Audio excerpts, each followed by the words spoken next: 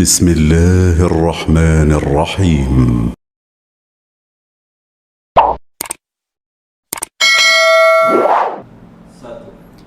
Bismillahirrahmanirrahim. Assalamualaikum warahmatullahi wabarakatuh.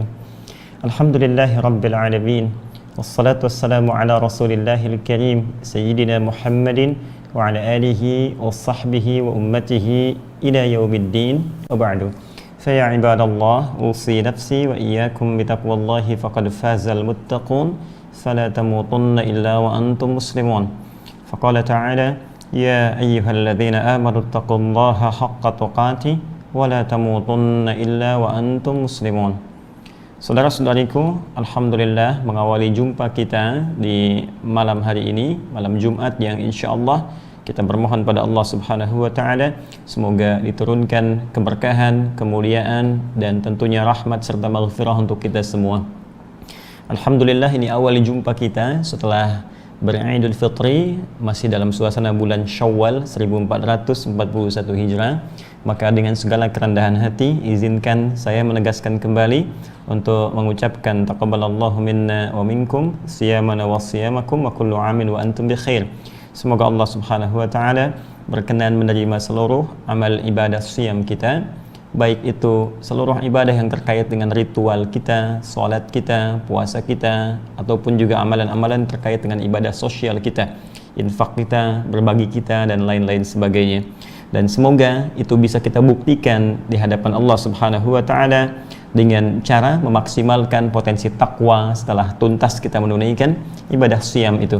Karena hakikatnya ukuran dari penerimaan ibadah siyam seperti yang pernah kita ulas dalam pertemuan-pertemuan di hari-hari Ramadan pada episode Aku Suka itu, Allah memberikan batasan sebagai parameter di ujung ayat 183 surah Al-Baqarah itu ketika Allah berfirman la'allakum tattaqun. Tujuan dari puasa itu diharapkan kalian semua bisa meningkatkan takwa di hadapan Allah Subhanahu wa taala. Maka dengan itu mari kita buktikan wujud dua hal takwa yang paling utama, yaitu dengan cara meningkatkan kuantitas dan kualitas ibadah amal soleh kita kepada Allah dan memotivasi diri dengan semaksimal mungkin untuk meninggalkan segala hal yang salah dipandang oleh Allah Subhanahu wa taala dan Rasulnya. Semoga sampai hari ini kita termasuk dalam golongan yang istiqamah insyaallah. Baik teman-teman sekalian, kita akan coba lanjutkan di kajian Al-Quran Sunnah Solution dalam bahasan kajian memahami, memaknai firman Allah Subhanahu wa taala dalam Al-Quran yang alhamdulillah dengan izin Allah Subhanahu wa taala kita telah masuki bahkan sebelum kita awali ibadah siam Ramadan dalam surah Al-Baqarah, yaitu pembuka dari ayat pertama sampai dengan ayat ke-3. Ya, namun izinkan kami di kesempatan pembuka takdim pasca Ramadan ini untuk mengingatkan kembali korelasi antara surah Al-Fatihah yang menjadi intisari Al-Quran. Demikian para ulama menyampaikan kepada kita, ya, keumuman makna dari Al-Quran terdapat dalam surah Al-Fatihah. Ya, itulah di antara rahasia kenapa kemudian Al-Fatihah ini senantiasa lekat, ya, pada diri kita untuk kita bacakan, kita pahami, kita amalkan isinya. Bahkan dalam sehari minimal 17 kali kita bacakan dalam ibadah sholat itu. Ya, tentunya banyak pembacaan ini bukan sekedar kita bacakan secara formal di lisan, tapi untuk bisa menerapkan dan menyerap seluruh maknanya dalam jiwa kita serta mengamalkan isinya dalam kehidupan kita. Bukankah orang-orang yang berdinas dalam urusan dunia saja ketika berikrar, misalnya anak-anak sekolah ikrar, ya, pegawai negeri ikrar, beberapa perusahaan ikrar, bukankah tujuan ikrar itu untuk memantapkan visi kehidupan dalam pekerjaan yang ditunaikan, dalam aktivitas yang dilakukan? Bukankah ikrar itu untuk menumbuhkan kembali, ya, visi-visi dalam aktivitas yang kita jalani itu, baik di pekerjaan, baik dalam dunia pendidikan dan lain sebagainya, supaya tujuan-tujuan kita beraktivitas bisa terarah sesuai dengan ikrar itu. Nah, kita dalam sehari berikrar dalam ibadah yang kita tunaikan, yaitu sholat, dengan membacakan Al-Fatihah 17 kali dalam sehari selama hidup kita sampai kembali kepada Allah Subhanahu wa taala. Karena itu sangat rasional, ya, kalau kita bisa mengatakan bahwa jika 17 kali sehari kita bacakan itu, sesungguhnya dan seharusnya apa yang kita bacakan itu bisa meresap dalam jiwa kita, bukan sekedar lancar di lisan, tapi maknanya terimplementasikan dalam seluruh aktivitas yang telah kita tunaikan sesuai dengan pembahasan yang pernah kita uraikan dari awal surah Al-Fatihah sampai dengan akhirnya. Itu inti secara umum nilai Al-Quran, yang nanti rinciannya akan dirinci di surah-surah selanjutnya, dari surah kedua Al-Baqarah sampai surah ke-114 yaitu surah An-Nas. Ya, secara singkat, di bagian inti surah Al-Fatihah itu para ulama memberikan petunjuk, ya, dan juga memberikan garis yang sangat panjang di situ, bahwa di ayat kelima itu bagian ayat yang sangat penting, menjadikan komitmen kita dan identitas kita, untuk menunjukkan identitas kita di hadapan Allah Subhanahu wa Ta'ala. Siapa kita? Apa tujuan hidup kita? Bagaimana kemudian kita beraktivitas di dunia ini sampai kembali kepada Allah Subhanahu wa Ta'ala. Maka ditegaskan oleh Allah untuk sering kita ucapkan 17 kali dalam sehari, sehingga kita sadar siapa diri kita. Ya, maka kita katakan iyyaka na'budu wa iyyaka nasta'in. Baik, iyyaka na'budu, ya Allah, hanya kepadamu, hanya untukmu saja. Masih ingat teman-teman? Ya, bagi yang baru bergabung, Anda bisa buka kembali ya kajian dari awal surah Al-Fatihah pada pembahasan iyyaka na'budu. Kalau dalam bahasa standar, itu kalimatnya bahasa standar di luar Al-Quran, ya, bahasa Arab fasih tapi standar. Ini susunan kalimatnya, na'budu iyyaka, ya, kami menyembah untukmu. Tapi ketika iyyaka-nya dimajukan ke depan, maka maknanya secara balaghah itu berubah menjadi lebih tinggi, lebih dahsyat. Ya, maka disebut lil ikhtisas. Jadi ketika ditakdim, dimajukan kalimat iyyaka menjadi iyyaka na'budu. Ya, supaya mudah untuk bisa kita visualisasikan, saya coba berikan gambaran sederhana dulu. Ya, fokus bersama saya di sini. Jadi kalau kita mencoba untuk menurunkan ayat kelima di surah Al-Fatihah, kita tuliskan misalnya seperti ini, iyyaka, ya, iyyaka na'budu. Nah, ini kalimat standarnya dalam bahasa Arab biasa yang standar, ya. Jadi kalau saya katakan standar, ini baru memenuhi unsur nahwu sharaf. Tapi kalau saya sudah katakan yang lebih tinggi daripada itu, maka sudah masuk unsur balaghah di situ, dengan kajian ma'aninya, bayannya, badi'nya, dengan segala nilai sastra yang sangat tinggi yang terkandung di dalamnya. Kalau sudah disampaikan dalam Al-Quran, berarti bertambah dengan nilai hikmah. Hikmah itu lebih tinggi dibandingkan dengan turunan ilmu-ilmu yang di bawahnya. Baik, sampaikan ke sini, ini standarnya begini, na'budu iyyaka, na'budu iyyaka. Ya. Jadi kalau kalimatnya begini, kita katakan na'budu iyyaka di luar Al-Quran, maka penerjemahannya menjadi kami menyembah kepadamu. Ya, kami menyembah kepadamu. Namun kalimat ini membuka opsi bahwa bukan hanya engkau saja yang disembah, tapi juga mungkin ada yang lain selain engkau. Kalau kalimatnya demikian. Jadi kalau kita ini akhirkan iyyaka-nya di sini, kami menyembah kepadamu, maka kalimat ini dalam bahasa Arab masih memiliki kemungkinan makna ada yang lain selain engkau di sini yang disembah. Ah, ini mesti diketahui. Baik, ya? Saya katakan kalimat seperti ini misalnya, uhibbuk, ya, atau uhibbu iyyak, aku mencintaimu. Tapi selain engkau ada juga yang lainnya aku cintai, misal. Nah, ini kalimat standarnya ini.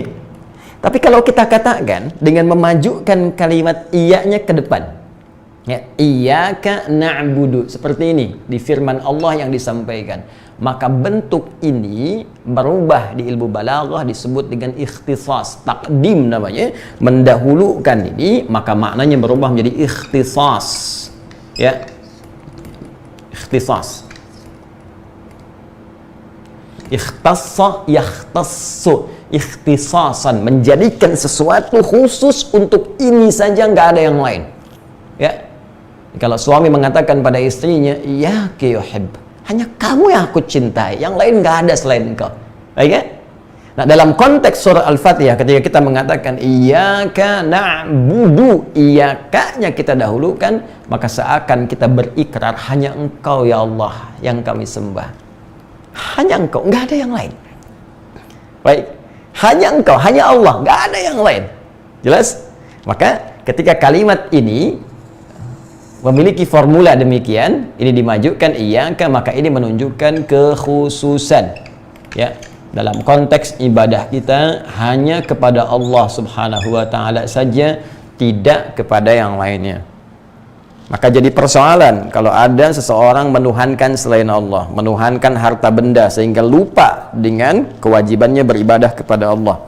Ya, menuhankan kedudukan, menuhankan ilmu, menuhankan kehebatan, kemampuan yang sementara, maka itu jadi persoalan dalam kehidupan kita. Hanya yang ingin saya sampaikan, ayat ini menjadi identitas utama dalam visi dan misi kehidupan kita di dunia ini sampai kembali kepada Allah Subhanahu wa taala. Ketika kita mengatakan iyyaka na'budu, hanya kepadamu ya Allah kami menyembah. Jadi yang menyembah itu kita. Saya Adi Hidayat, Anda, kita semua. Dan kita berikrar dengan kalimat ini bahwa kita hamba. Ingat itu? Ya? Baik, tolong ingat baik-baik. Kita berikrar dengan kalimat ini bahwa kita itu hamba. Ya? Abada ya'budu abdan, abdun kita itu. Nih, ya. Abdun, kita ini hamba. Ini kata kerjanya. Ya, abada ya'budu, kita na'budu. Jadi kita berikrar selama ini 17 kali dalam sehari. Ya Allah, kami ini hamba. Jelas? Baik. Punya tugas apa? Punya tugas beribadah. Ya, saya ulangi, punya tugas beribadah, penekanannya. Punya tugas menyembah, hamba berkhidmat, hamba beribadah. Kepada siapa? Iyyaka, kepada Allah. Ya. Jadi identitas kehidupan kita di dunia ini sampai kita kembali kepada Allah Subhanahu wa taala. Yang kita sembah itu, kita adalah abdun, ya, jamaknya ibadun. Sedangkan Allah ma'budu bil haq, al-ma'bud, ya, bil haq, al-ma'bud, dan ma'bud, al-ma'bud, al-haq, yang disembah. Secara singkat, Allah Khaliq, Tuhan satu-satunya yang esa, kita makhluk yang menyembah Allah Subhanahu wa taala. Jadi ini pertama menunjuk identitas kehidupan kita. Yang kedua, ini sekaligus menunjuk komitmen kita dalam menjalani visi dan misi kehidupan. Visi dan misi. Dua hal ini yang seringkali disinggung oleh Al-Quran, bahkan disebutkan baik identitas ataupun diingatkan tentang visi dan misi kehidupan kita. Masih ingat teman-teman, bukankah di Al-Quran sering kita dipanggil dengan kalimat abdun atau hambanya menggunakan ibad?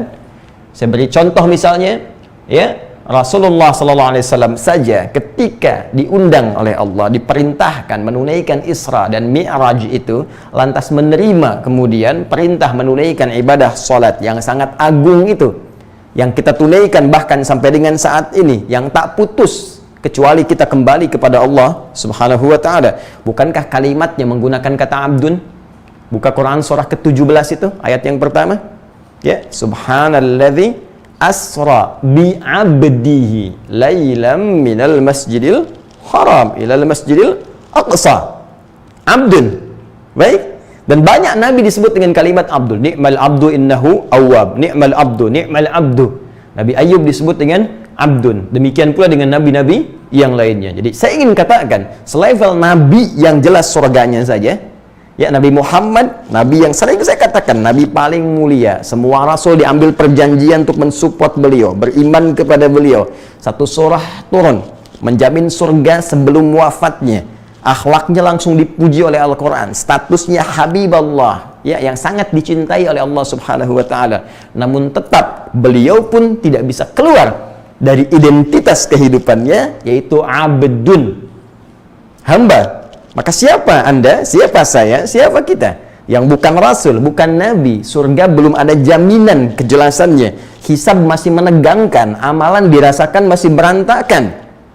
Lantas kita, mohon maaf, ya, mohon maaf sekali lagi, tidak merasa sebagai seorang hamba, sehingga lupa dengan Tuhan kita yang paling hak, lupa ya dengan pencipta kita. Ini poinnya. Ya, karena itulah bahkan ketika Ramadan pun, ya, ini diingatkan lagi dan memanggil bentuk dengan bentuk yang jama'. Ini tunggal, ini jama', ibad. Bukankah di antara satu dari rangkaian paket ayat puasa di Al-Baqarah 186 itu kalimat ibad muncul? Wa idza sa'alaka ibadi anni fa inni qarib. Jika hamba-hambaku itu, tuh identitasnya disebutkan.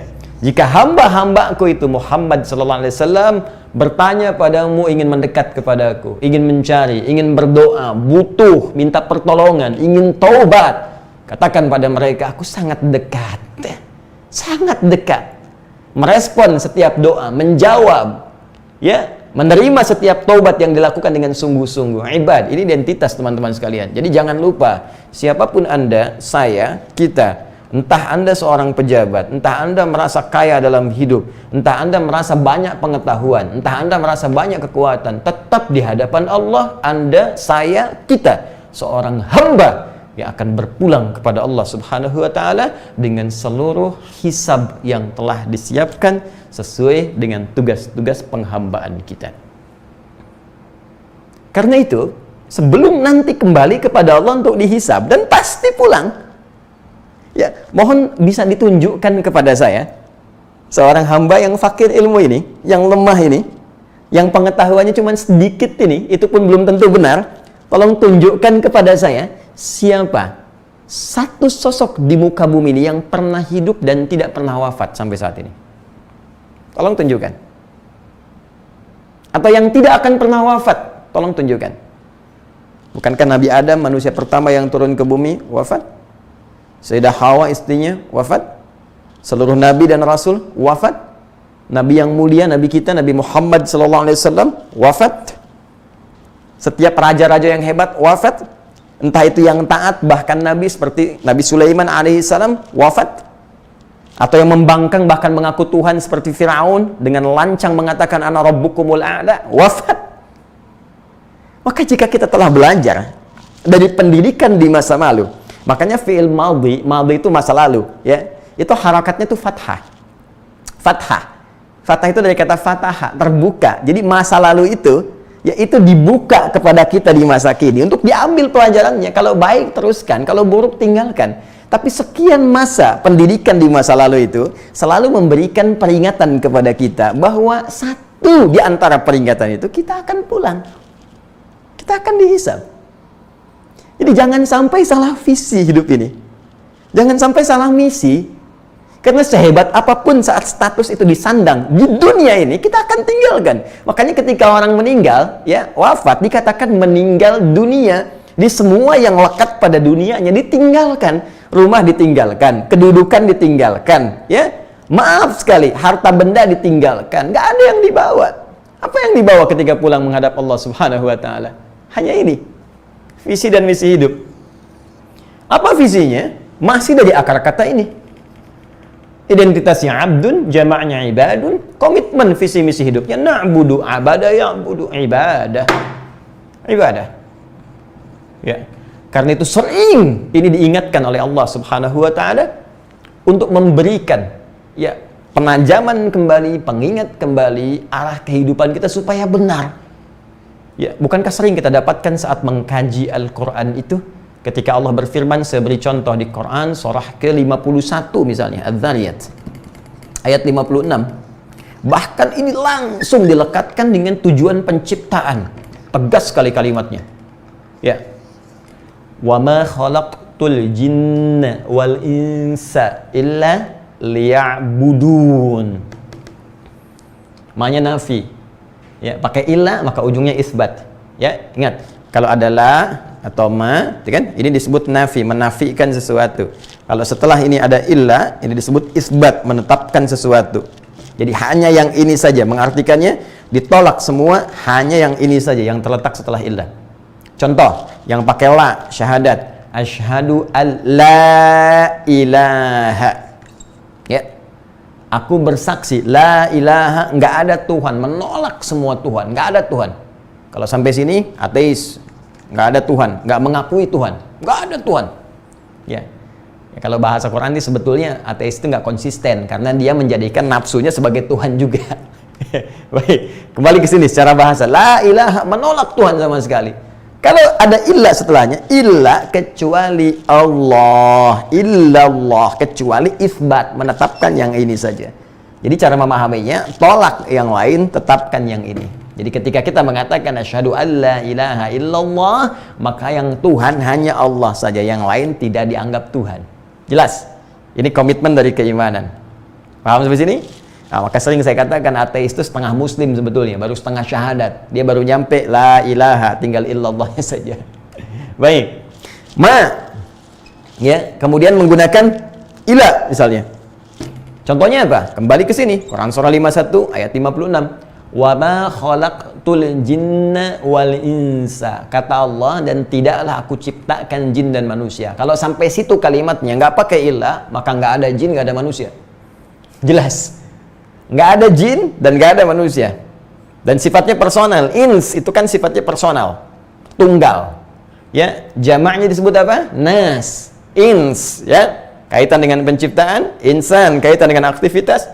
Nas, ya, itu jamak, kaitan dengan sifat komunal, sifat sosialnya. Disebutkan 241 kali dalam Al-Quran. Ins disebutkan pasangannya jin 18 kali dalam Al-Quran. Nah, kalau berhenti kalimatnya dari ma saja, wa ma khalaqtul jinna wal insa, artinya kata Allah, aku nggak ciptakan jin dan manusia, maka nggak ada jin, nggak ada manusia.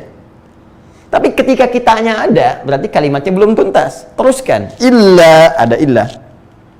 Ini nafi, ini isbat. Liya'budun, liya'budun nih. Liya'budun. Perhatikan kalimatnya, nih. Allahu Akbar. Ini takhfif, asalnya pakai ya, nih begini. Ya, tapi ditakhfif kemudian hilang, kita baca ya'budun, harakat kasrahnya muncul. Ya'budu, nih. Fokus. Illa kecuali li, tujuannya, ghayah, tujuan hidupnya, visinya. Sekaligus misinya yang dilalui dalam hidupnya itu. Ya, misi penciptaannya. Jadi kalau bahasa tegasnya begini, aku nggak ciptakan kamu kecuali tujuannya untuk ibadah saja. Nih kepada Allah, kepada aku, kata Allah. Ya, jadi kalau ada orang hidup berjalan di muka bumi, beraktivitas, dan orientasi hidupnya bukan untuk ibadah, seakan-akan dia kehilangan visi kehidupannya. Jadi kalau dianggap dengan bahasa yang paling tegas, dianggap nggak hidup tuh sama Allah. Ya. Karena ketika dia hidup itu, ya, tujuannya sederhana. Kata Allah, aku ciptakan engkau manusia untuk ibadah. Jin biarkan dengan alamnya. Ya, kita sekarang dalam pembahasan konteks kemanusiaan kita. Kata Allah, identitas kamu sebagai hamba, komitmen kamu, visi dan misi hidupnya untuk ibadah. Aku ciptakan engkau untuk ibadah. Kenapa banyak mainnya? Jelas. Dari sini bahkan kita minta kepada Allah supaya ditolong. Ya Allah, saya takut salah dalam menjalani kehidupan. Takut kalau kerja nggak jadi ibadah. Takut kalau makan nggak jadi ibadah. Ya Allah, takut kalau kalau belajar nggak jadi ibadah. Ya, takut kalau dapat amanah apapun nggak jadi ibadah. Jadi ayah tidak bisa merawat keluarga sebagai ibadah. Jadi ibu nggak bisa mendidik anak sebagai ibadah. Jadi anak nggak berbakti pada orang tua sebagai ibadah. Dan saya tanya kepada kita semua, saya, Anda, kita semua, sampai dengan detik ini, berapa persen dari sisa kehidupan kita yang telah disiapkan untuk ibadah? Pertanyaan terbalik, berapa persen dari semua jatah hidup yang diberikan sampai malam ini yang telah jadi ibadah? Anda yang 40 tahun, 50 tahun, dari sekian tahun itu, berapa persen jadi ibadah? Makanya kalimat ini diajarkan oleh Allah untuk disempurnakan. Jangan-jangan kita salah selama ini. Kita ingin tutup yang dulu-dulu, supaya oleh Allah diarahkan pada jalan yang lebih baik sehingga kembali kepada visi misi kehidupan kita. Maka disempurnakan kalimatnya, iyyaka na'budu wa iyyaka nasta'in. Ya Allah, hanya Engkau, hanya kepadamu ya Allah kami menyembah. Hanya Engkau Tuhan kami, hanya Engkau Tuhan kami, hanya Engkau Allah yang hak. Kami menyembahmu. Dan hanya kepadamu ya Allah kami mohon pertolongan, mohon tunjukkan kepada kami, bantu kami bagaimana caranya ya Allah kami bisa ibadah, bagaimana caranya kami mengatasi kesulitan dalam kehidupan supaya semua punya nilai di hadapanmu ya. Nah karena itu setelah kalimat ini Allah berikan berita gembira kepada kita di ayat yang ke-6-nya, diberikan jalan ya bagaimana supaya kita ditolong oleh Allah. Allah berikan jalan kepada kita dari ayat ke-6 di Al-Fatihah itu, ihdinas siratal mustaqim. Kamu minta pertolongan? Kamu minta petunjuk? Kamu minta pedoman? Ya, nih diajarkan oleh Allah. Ihdinas siratal mustaqim.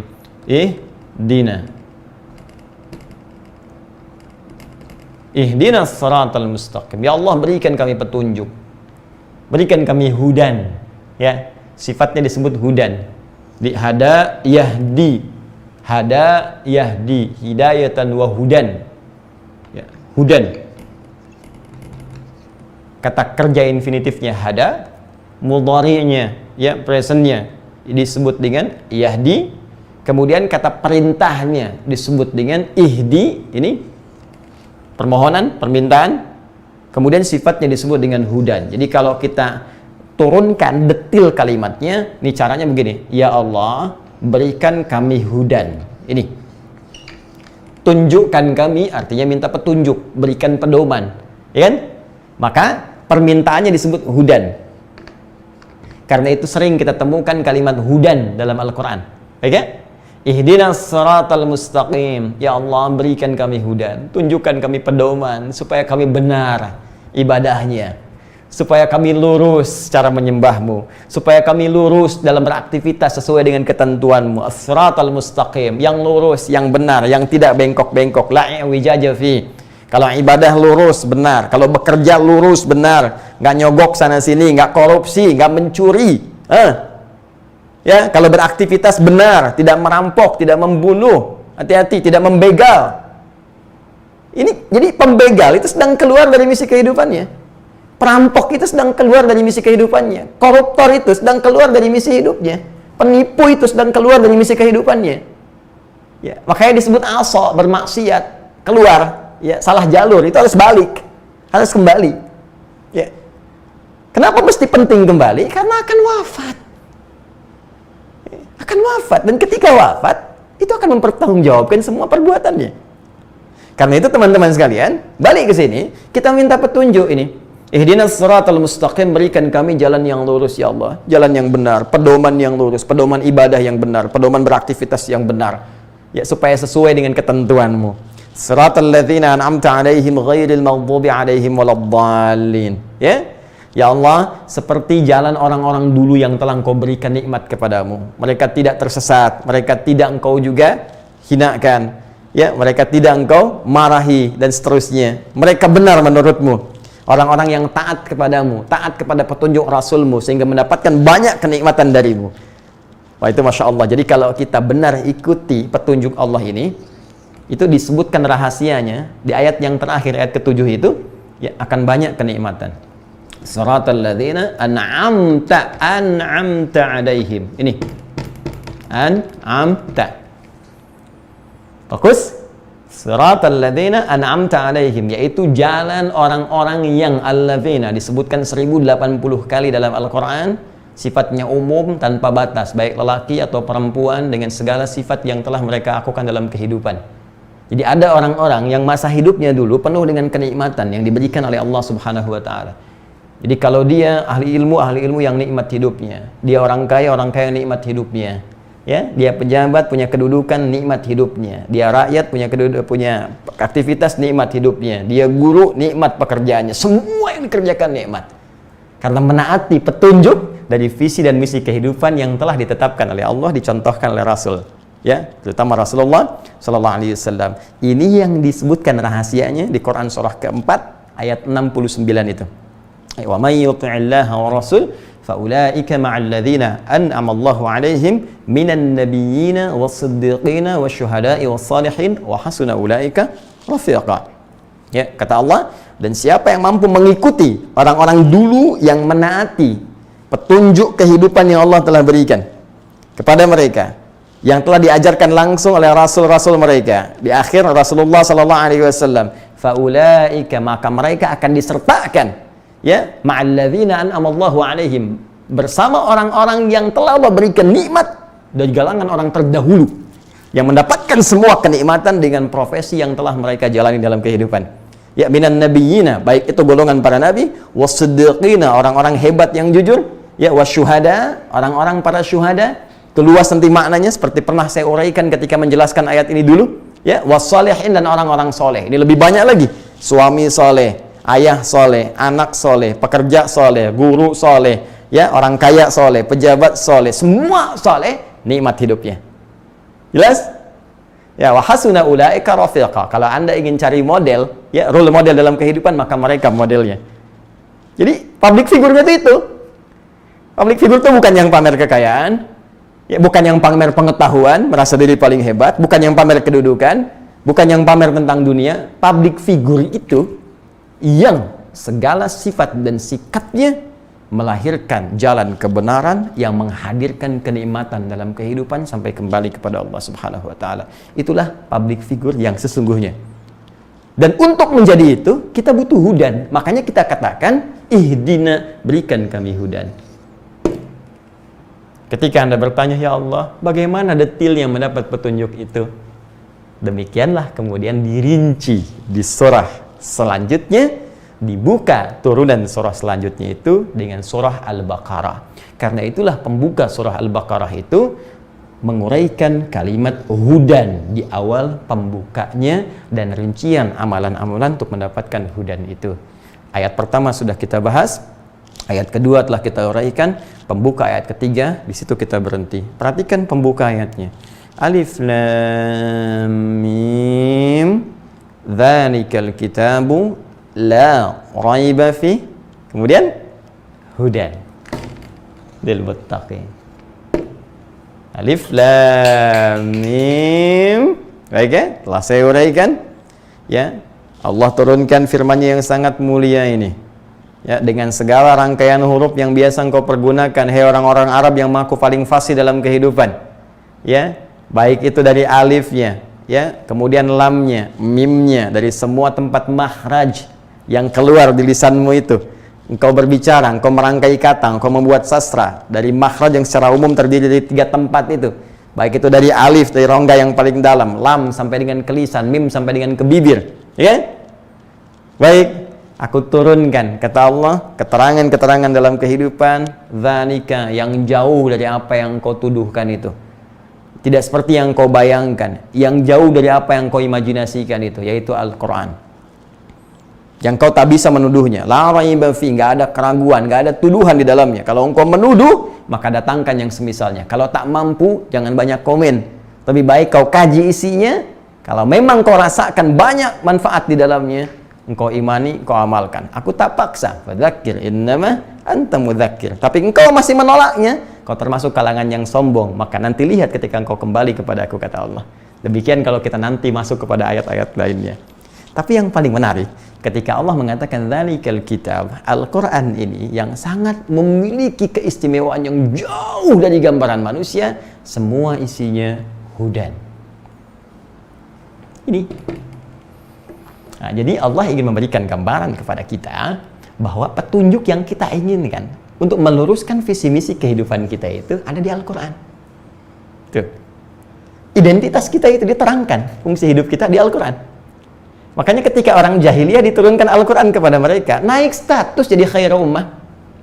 Bayangkan, yang minim pengetahuan, fakir ilmu, tiba-tiba jadi luas wawasan, punya peradaban, jadi paling hebat, masyarakat yang paling luar biasa, memuncak sifat kebaikannya, pada puncak peradabannya, pada puncak kehebatannya, dan itu memberikan inspirasi pada setiap tempat yang dipijak. Kemanapun orang muslim membawa nilai Al-Quran, memberikan manfaat yang luas dalam kehidupan. Dan membawa nilai-nilai universal yang bisa diserap di setiap kehidupan, dimanapun dipraktekkan. Itu yang paling dahsyat. Dan persoalannya hudan itu Allah hanya berikan secara maksimal, secara benar, secara utuh, secara siratal mustaqim hanya kepada orang-orang takwa, lil muttaqin.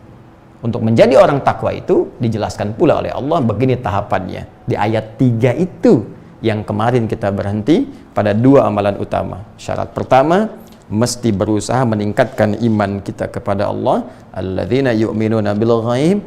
Yang kedua, kita buktikan keimanan itu dengan memperbanyak amal saleh. Amalan yang pertama telah kita bahas pertemuan lalu, wa yuqimunas shalah, menunaikan salat dengan sempurna.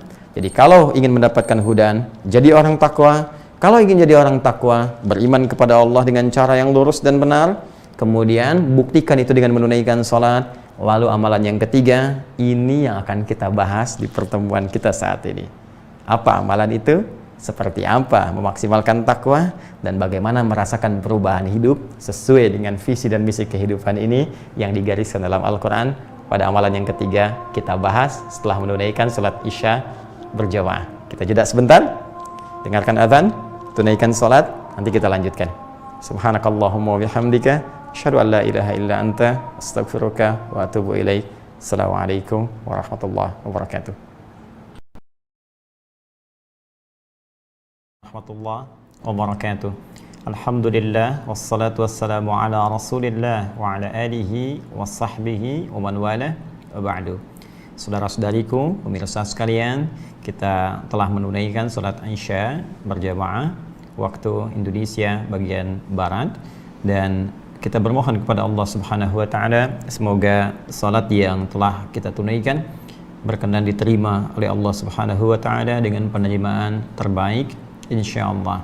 Demikian bagi saudara-saudariku yang boleh jadi berada di wilayah yang belum memasuki waktu Isya, kita pun bermohon kepada Allah semoga dimudahkan untuk penunaian salat Isya dan tentunya diberikan kemampuan untuk menunaikan salat dimaksud dengan penuh kekhusyuan dan keikhlasan karena Allah Subhanahu wa taala.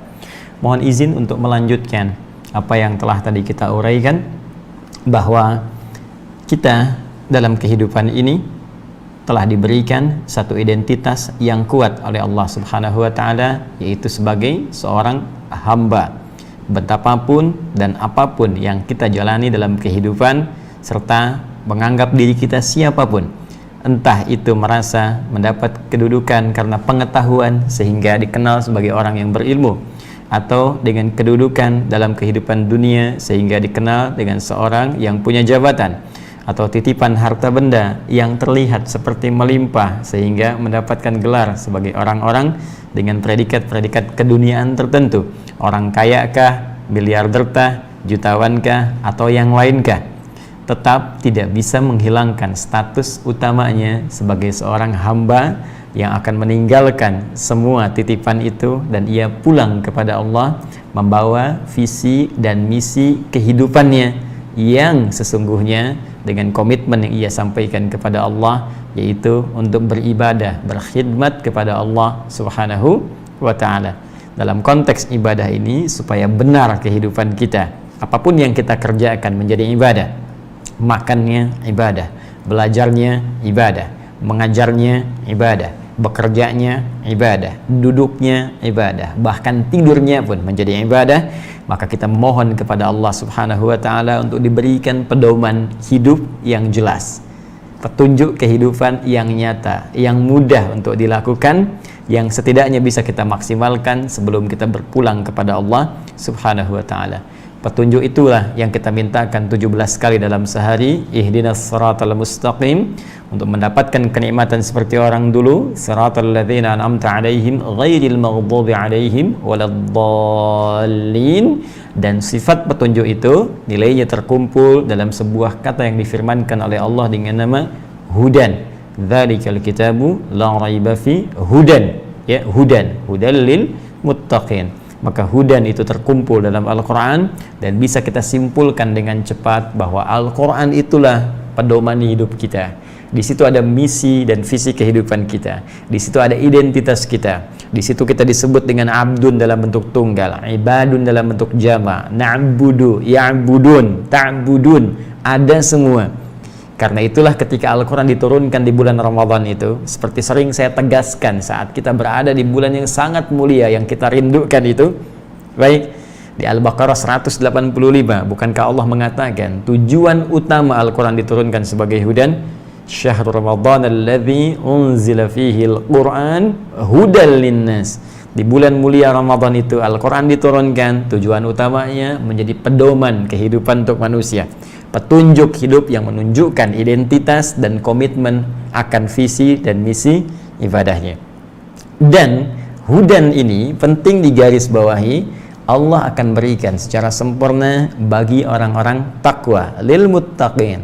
Karena itu, jika Anda bertanya, ya Allah, saya ingin mendapatkan hudan dan ini diberikan sempurna pada orang takwa, maka secara singkat, ya, secara logis kita tanyakan bagaimana caranya menjadi orang takwa. Karena itulah kemudian dengan sangat indah Allah menguraikan di ayat yang ketiganya di surah Al-Baqarah itu, setelah merinci, perhatikan indah sekali urutannya, umum di Al-Fatihah, rincian masuk Al-Baqarah dengan sangat sinergis dan terkait erat, terkait berkelindan antara ayat-ayatnya. Baik, untuk menjadi orang takwa itu, maka caranya, satu, di ayat 3, alladzina yu'minuna bil ghaib. Kita harus buka dulu pintu takwa itu dengan keimanan, ya. Jadi syarat pertama, iman. Saya akan bikin satu garis dulu untuk menyambungkan, ya, titik sinergi dari ayat per ayat yang kita bahas. Perhatikan teman-teman, kita ingin mendapatkan hudan supaya hakikat kehidupan kita menjadi jelas. Ini Allah berikan pada orang takwa, al-muttaqin. Jelas? Untuk menjadi orang takwa ini, maka kita butuh latihan. Satu, kita mesti buka pintu takwa ini, pintunya kita buka dengan iman.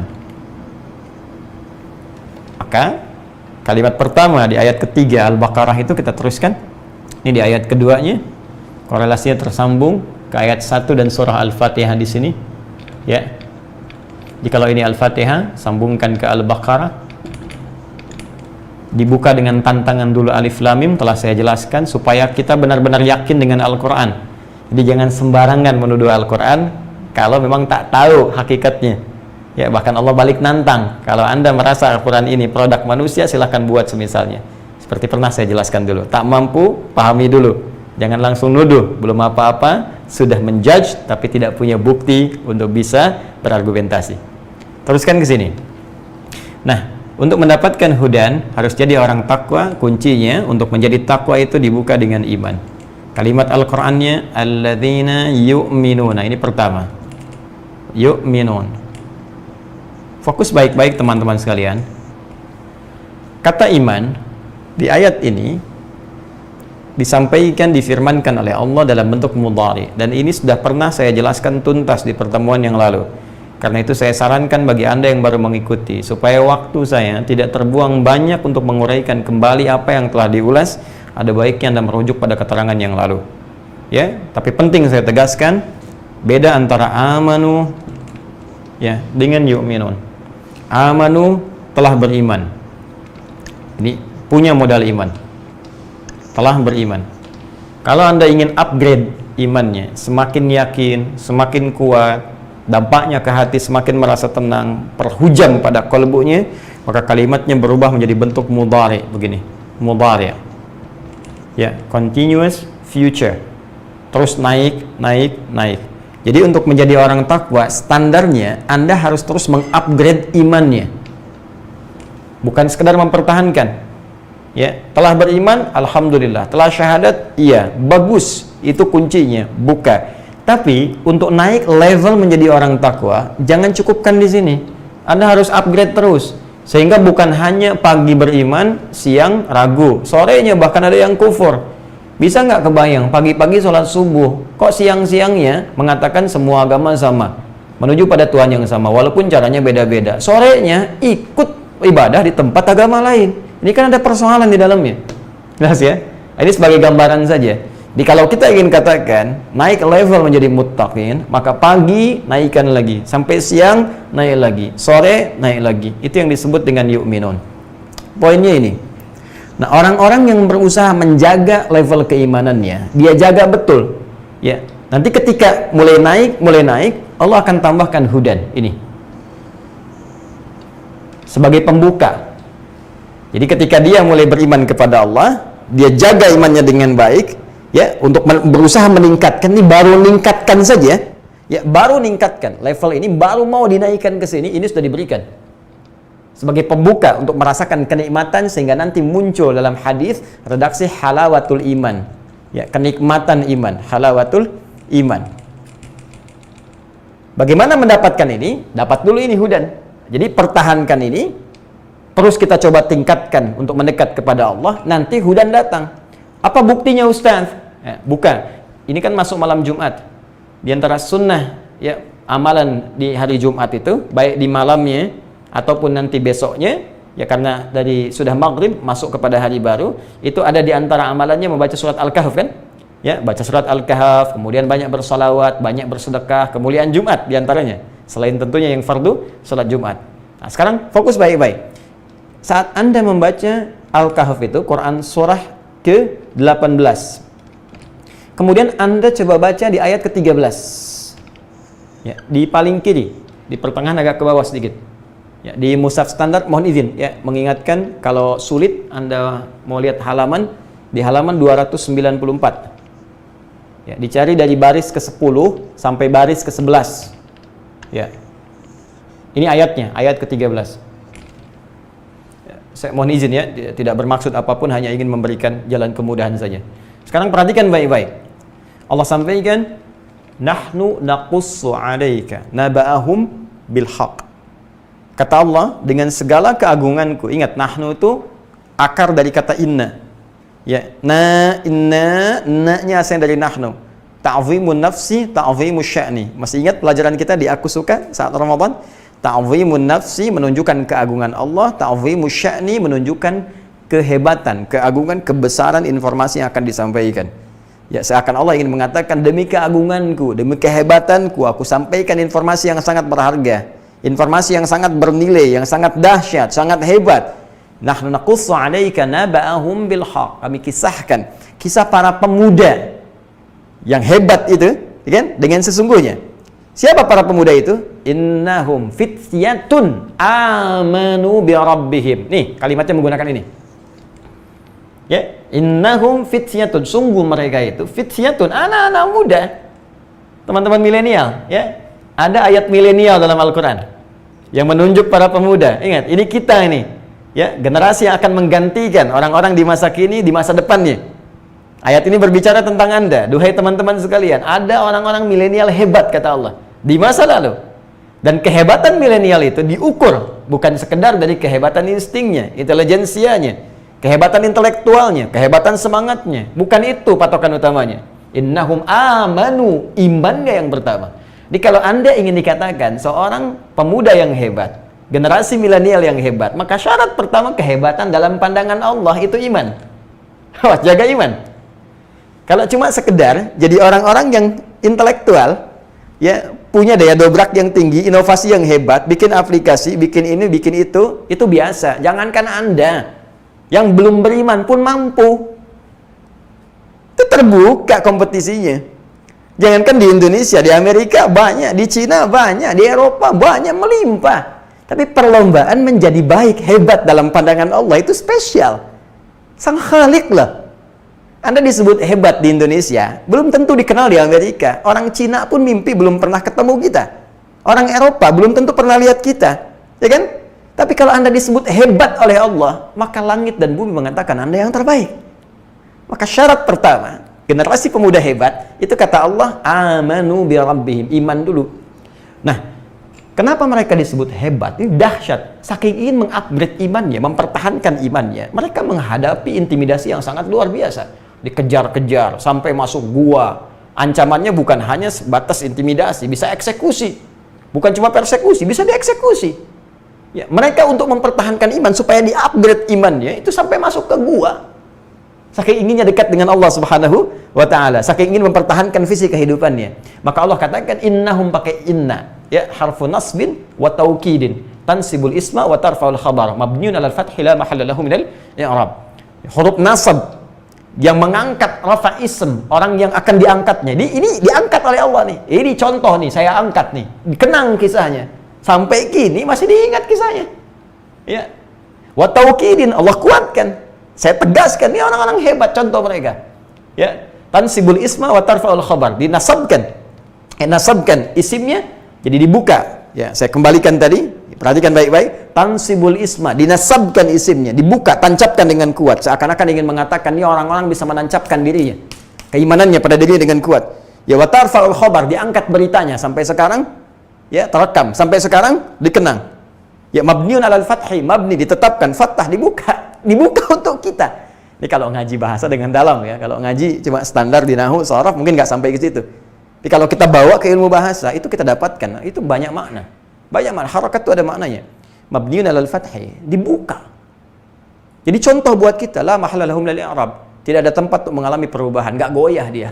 I'rab itu kan berubah, enggak goyah. Ini luar biasa. Nah, yang menarik apa? Belum selesai ayatnya. Wazidnahum huda. Ketika mereka mampu mengupgrade imannya, mau naik ke level yang ini sehingga merasakan kenikmatan iman, apa yang terjadi? Kami tambahkan hudan. Tuh. Jadi syarat pertama untuk menjadi orang takwa, itu beriman, upgrade iman kita, maka hudan akan turun. Hudal lil muttaqin. Ketika para pemuda tadi bisa mengangkat upgrade imannya, maka hudan turun. Apa yang terjadi ketika hudan turun? Nikmat kan? Ya, suratal ladzina an'amta alaihim. Kembali ke An-Nisa 69. Ulaika ma'al ladzina an'amallahu alaihim. Maka dapat nikmat dari Allah. Apa nikmatnya? Allahu Akbar, tinggal tidur 309 tahun. Ya. Di gua lagi ya, Anda tinggal di tempat sempit, ngontrak masih mengeluh. Sederhana, mereka di gua, kasur nggak ada, tempatnya keras, sinar terbatas. Tapi kalau sudah mendapatkan hudan, ya nikmat saja. Ya, matahari putar kanan putar kiri, cahaya dicukup, nikmat. Bayangkan 309 tahun tidur enak banget. Begitu bangun kayaknya baru kemarin tidur.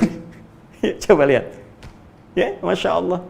Ada orang tinggal rumah mewah, tempat tidurnya luar biasa. Setiap 9 menit bangun. Apa kenikmatannya? Huh? Anda boleh kaya, tapi belum tentu bahagia. Ya. Anda boleh hebat, ya, tapi belum tentu mendapatkan nilai-nilai kemuliaan seperti yang digariskan ini. Jadi ini syahidnya, ini contohnya. Nanti kalau sudah ini datang, upgrade dari amanuna yu'minun, muncullah halawatul iman. Maka kalau sudah begini, oh sudah. Ya, passion apapun nikmat saja. Apapun tinggal pilih, mau dengan tenaga, mau dengan harta, mau dengan ilmu, mau dengan kedudukan, bebas, semuanya nikmat. Ya, Bilal itu cuma dengan tenaga, Abu Bakar dengan harta bendanya, Ali bin Abi Thalib dengan ilmunya, Amr bin As dengan kedudukannya, semua punya passion masing-masing. Bilal kalau mau jualan, mau dagang, bisa kaya, sahabat Nabi banyak dikenang, bisa dimuliakan, tawaran banyak sepeninggal Nabi. Tapi kalau memilih jadi muadzin dengan tenaga saja cukup. Kenapa? Karena levelnya sudah ke sini, sudah nikmat. Allahu Akbar, Allahu Akbar. Begitu azan, Nabi mengatakan, aku mendengar suara terumpahmu di surga. Aku mendengar suara terumpahmu. Bilal sederhana, baru azan, terumpah saya sudah di surga. Ngapain cari yang lain, dengan azan aja bisa ke surga? Itu Bilal. Cerdas kan? Yang lain cari dengan passionnya masing-masing. Ada yang usaha, ada yang macam-macam. Tapi yang saya ingin katakan, apakah yang kita kerjakan nikmat enggak? Itu aja poinnya. Nih, halawah. Sudah ada halawah enggak? Ya? Sudah halawah nggak? Sudah nikmat belum? Pekerjaan kita nikmat nggak sekarang? Hah? Kalau lebih dahsyat lagi, nggak ada beda. Saat sehat nikmat, diuji sakit nikmat, saat ada harta nikmat, kayaknya cukup nikmat gitu. Jadi semua tuh kayaknya terlihat anugerah Allah saja. Kalau sampai situ, wah udah luar biasa. Nah, ini biasanya saking nikmatnya nanti hudan ini kalau sudah masuk kepada jiwa orang beriman, naik tingkat ke sini, maka Allah akan rekatkan di hatinya. Rekat. Jadi hudan itu rekat di hati. Kan iman itu saya pernah sampaikan amalan hati kan? Ada rekat. Rekat itu diikat robato namanya. Robato yarbatu. Robit itu ikatan. Ya. Diikat begini. Di jiwanya. Kalau sudah ikat kan nggak lepas. Yang celaka kan yang belum diikat kan? Ya kan? Yang belum diikat nih. Tadi itu kadang naik turun, kadang ragu, ya, kadang sholat fardu, kadang terlambat, kadang ada yang tinggalkan. Itu masih naik turun. Iman naik, kadang turun, kadang lepas, kadang datang. Tapi kalau diikat, kemana aja ikut. Kalau sudah ikut, jadi pedoman dalam kehidupan. Ini yang hebat. Makanya di ayat selanjutnya, ayat ke-14-nya, warabatna ala qulubihim. Dan kami ikatkan itu dalam jiwa-jiwa mereka. Ini bukti bahwa iman itu amalan hati. Kalau sudah benar imannya di hatinya, maka Allah berikan cahaya pada jiwanya. Dan diikat cahaya ini dalam jiwanya. Sehingga kalau sudah diikat, hudan, petunjuk ini menjadi sinar kepada seluruh tubuhnya. Karena itulah ketika dia menjadi sinar, maka semua aktivitasnya dibimbing oleh iman tadi yang sudah dapat cahaya, sudah dapat hudan ini. Maka itu sering kita dapati dalam Al-Quran, aktivitas kehidupan, perilaku kita orang beriman sering dibuka dengan kalimat-kalimat iman. Gak percaya? Silahkan. Lisan, Quran surah 49, ayat 11, ayat 12, ya ayyuhalladzina amanu, iman dulu, la yasra qaumin qaum. Hai orang-orang beriman, iman. Kalau sudah ada cahaya dalam imannya, maka lisannya akan berkata yang baik, dia tidak akan mencela. Ayo coba, sudah berapa banyak mencela? Jadi ustaz mencela, jadi jamaah mencela, bikin hoax, saling tuduh, saling cela, berusaha mencela, jadi pengusaha mencela, jadi pejabat mencela, rakyat mencela. Ayo hati-hati, katanya beriman. Mana imannya? Baik, layak taba'alukum ba'lo, jangan gosip. Orang beriman gak mungkin, cahaya membimbing dia, jangan membicarakan gosip, jangan buruk sangka pada orang, dan seterusnya. Nah, ini kalau bikin acara dan mengatakan saat yang bersamaan, beriman patut dipertanyakan, ada cahaya nggak di imannya? Nah, jadi, kita ingin rinci dulu, satu, untuk menjadi orang takwa, maka dia mesti membuka pintu imannya, dan ini menjadi amalan hatinya, amalan kolbunya. Kolbu, warabatna ala qulubihim. Ini, nanti kalau sudah benar hatinya, maka Allah akan berikan petunjuk cahaya, hudan, ya, petunjuk di hatinya. Kalau hati kolbu sudah mendapatkan hudan, maka yang muncul adalah perilaku, sikap, ya, yang baik, yang saleh. Ini poinnya. Oke, jadi ini pertama amalan hati. Nah, sekarang Anda bertanya, Ustaz, bagaimana melatih amalan kolbu ini, amalan hati ini, supaya bertransformasi ini menjadi sikap, jadi perilaku. Jadi dari sifat menjadi sikap. Jujur itu sifat. Bagaimana mengimplementasikan, mentransformasikan sifat menjadi sikap. Sehingga kalau disogok, kita bisa nolak. Ya kan?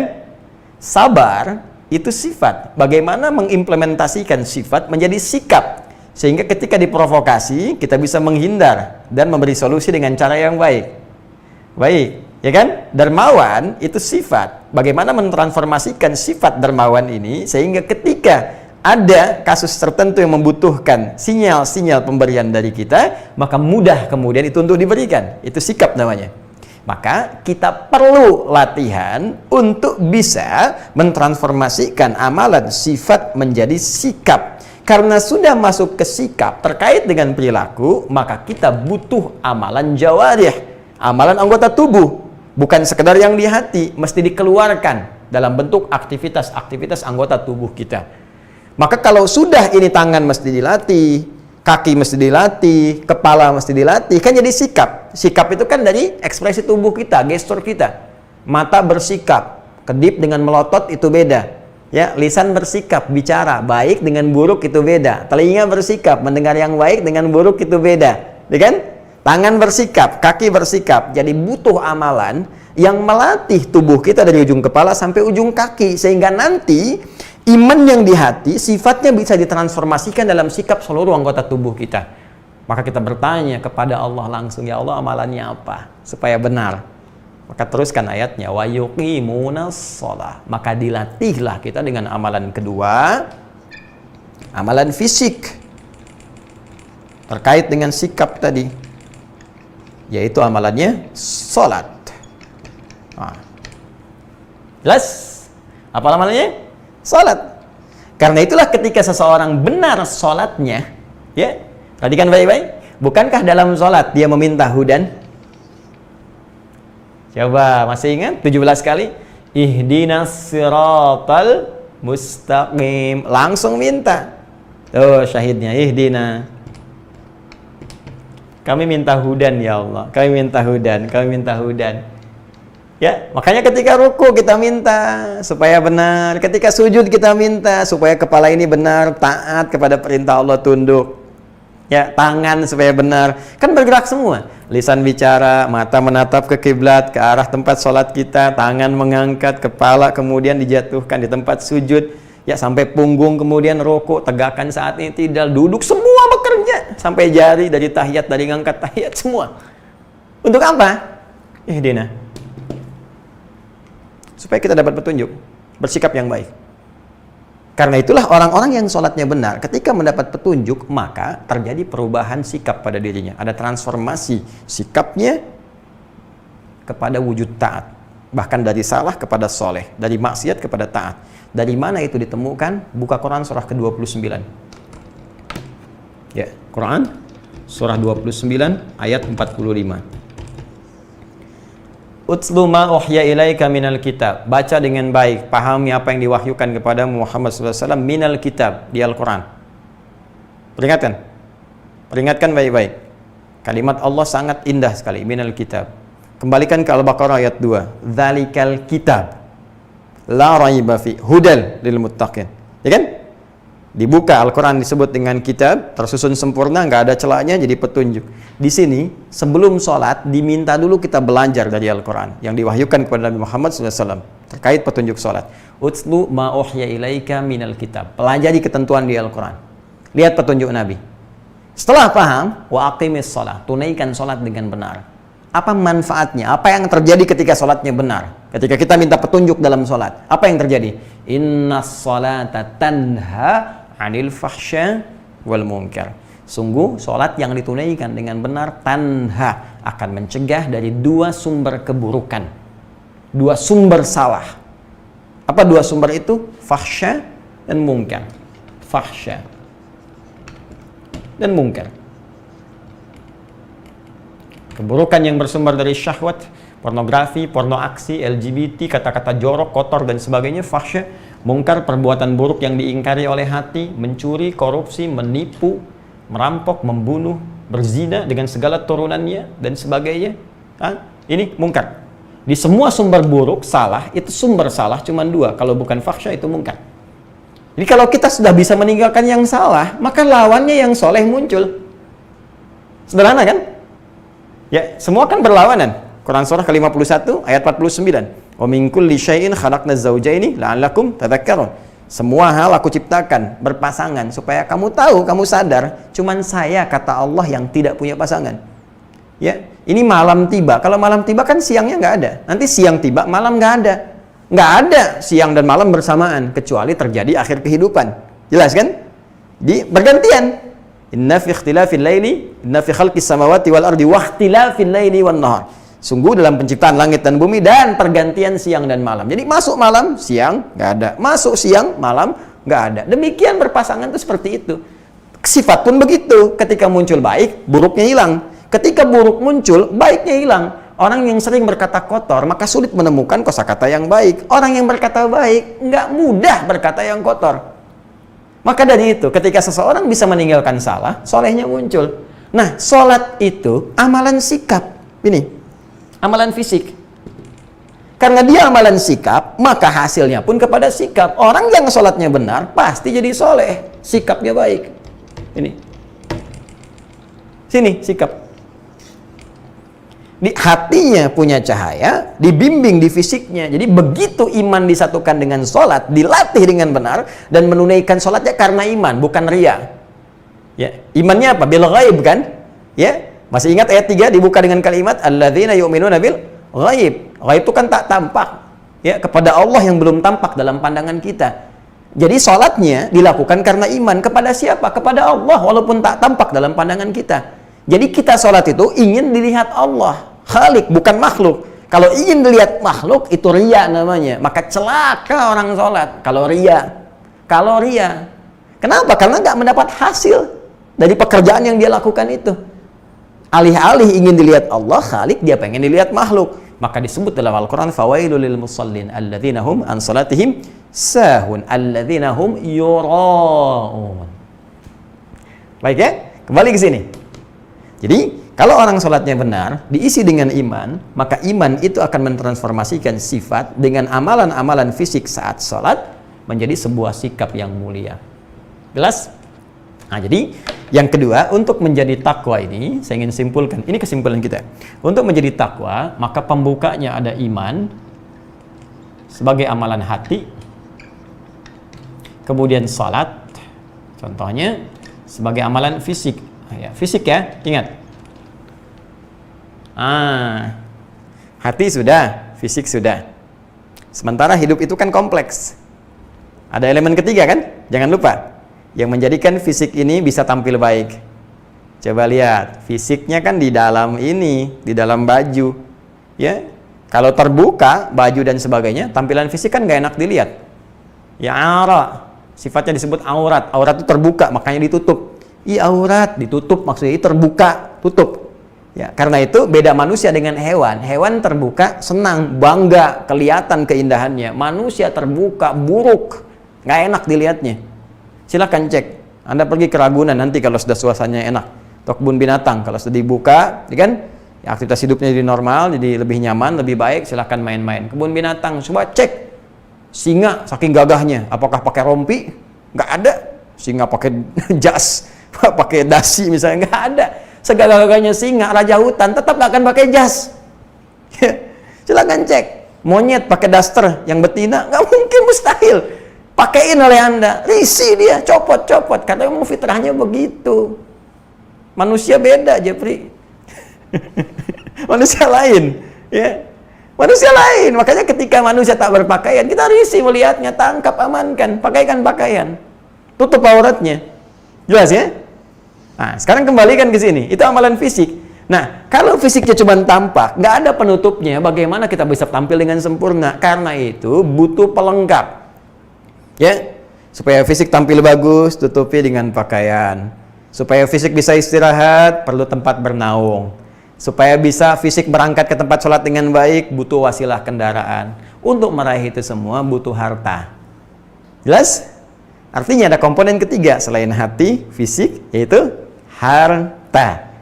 Nah, harta ini ternyata menjadi bagian dari instrumen ketakwaan kita kepada Allah Subhanahu wa taala. Jadi yang ketiga, ada instrumen takwa berupa amalan harta. Jadi untuk jadi orang takwa itu, ini jalannya nih. Ya jangankan orang takwa lah. Anda menjadi pengusaha sukses saja butuh pengorbanan harta. Ya, butuh pengorbanan fisik, berangkat ke tempat kerja, berangkat gelap, pulang gelap. Butuh pengorbanan hati. Kadang-kadang dikhianati, kadang-kadang persaingan gak sehat, kadang-kadang membuat diri malas, kadang-kadang emosi. Kan perjuangan kan? Ini untuk dunia saja yang ditinggalkan. Anda berjuang luar biasa di ketiga ini. Kenapa untuk akhirat yang abadi tidak maksimal perjuangan kita? Nah, sekarang pertanyaannya, untuk berjuang pada harta ini, apa amalannya? Teruskan. Wa mimma razaqnahum yunfiqun. Dan dari sebagian rizki yang kami titipkan kepada mereka, hamba-hamba kami itu yunfiqun. Mereka gunakan untuk instrumen takwa yang ketiga, yaitu infak.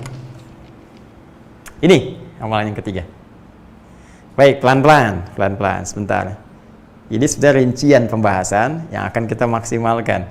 Tapi saya butuh uraikan untuk penajaman karena kita 1 bulan istirahat dalam pembahasan tafsir. Biasanya sebagian ada yang mulai lupa, ya, atau ingatan mulai berkurang. Celakanya kan kalau sudah lupa itu suka nggak ingat kan. Makanya saya coba ingatkan dulu. Baik, sekarang fokus baik-baik. Ini inti dari pelajaran kita di malam hari ini untuk bisa mendalami dengan lebih maksimal. Allah membuka dengan kalimat rizki, wa mimma razaqnahum. Kemudian amalannya disebut infak. Jadi di sini ada 2 kata, ada rizki, ada infak. Ya, saya mohon izin saya hapus dulu ini ya. Bismillah.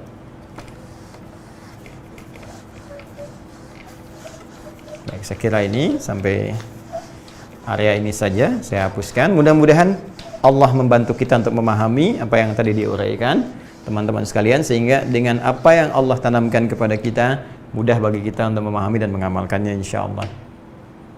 Fokus ke sini. Wa mimma, saya tuliskan dulu ya, mohon izin. Teman-teman bisa simak di mushafnya di ayat ketiga Al-Baqarah. Wa mimma razaqnahum. Nah, ini poinnya. Wa mimma razaqnahum, kemudian yunfiqun.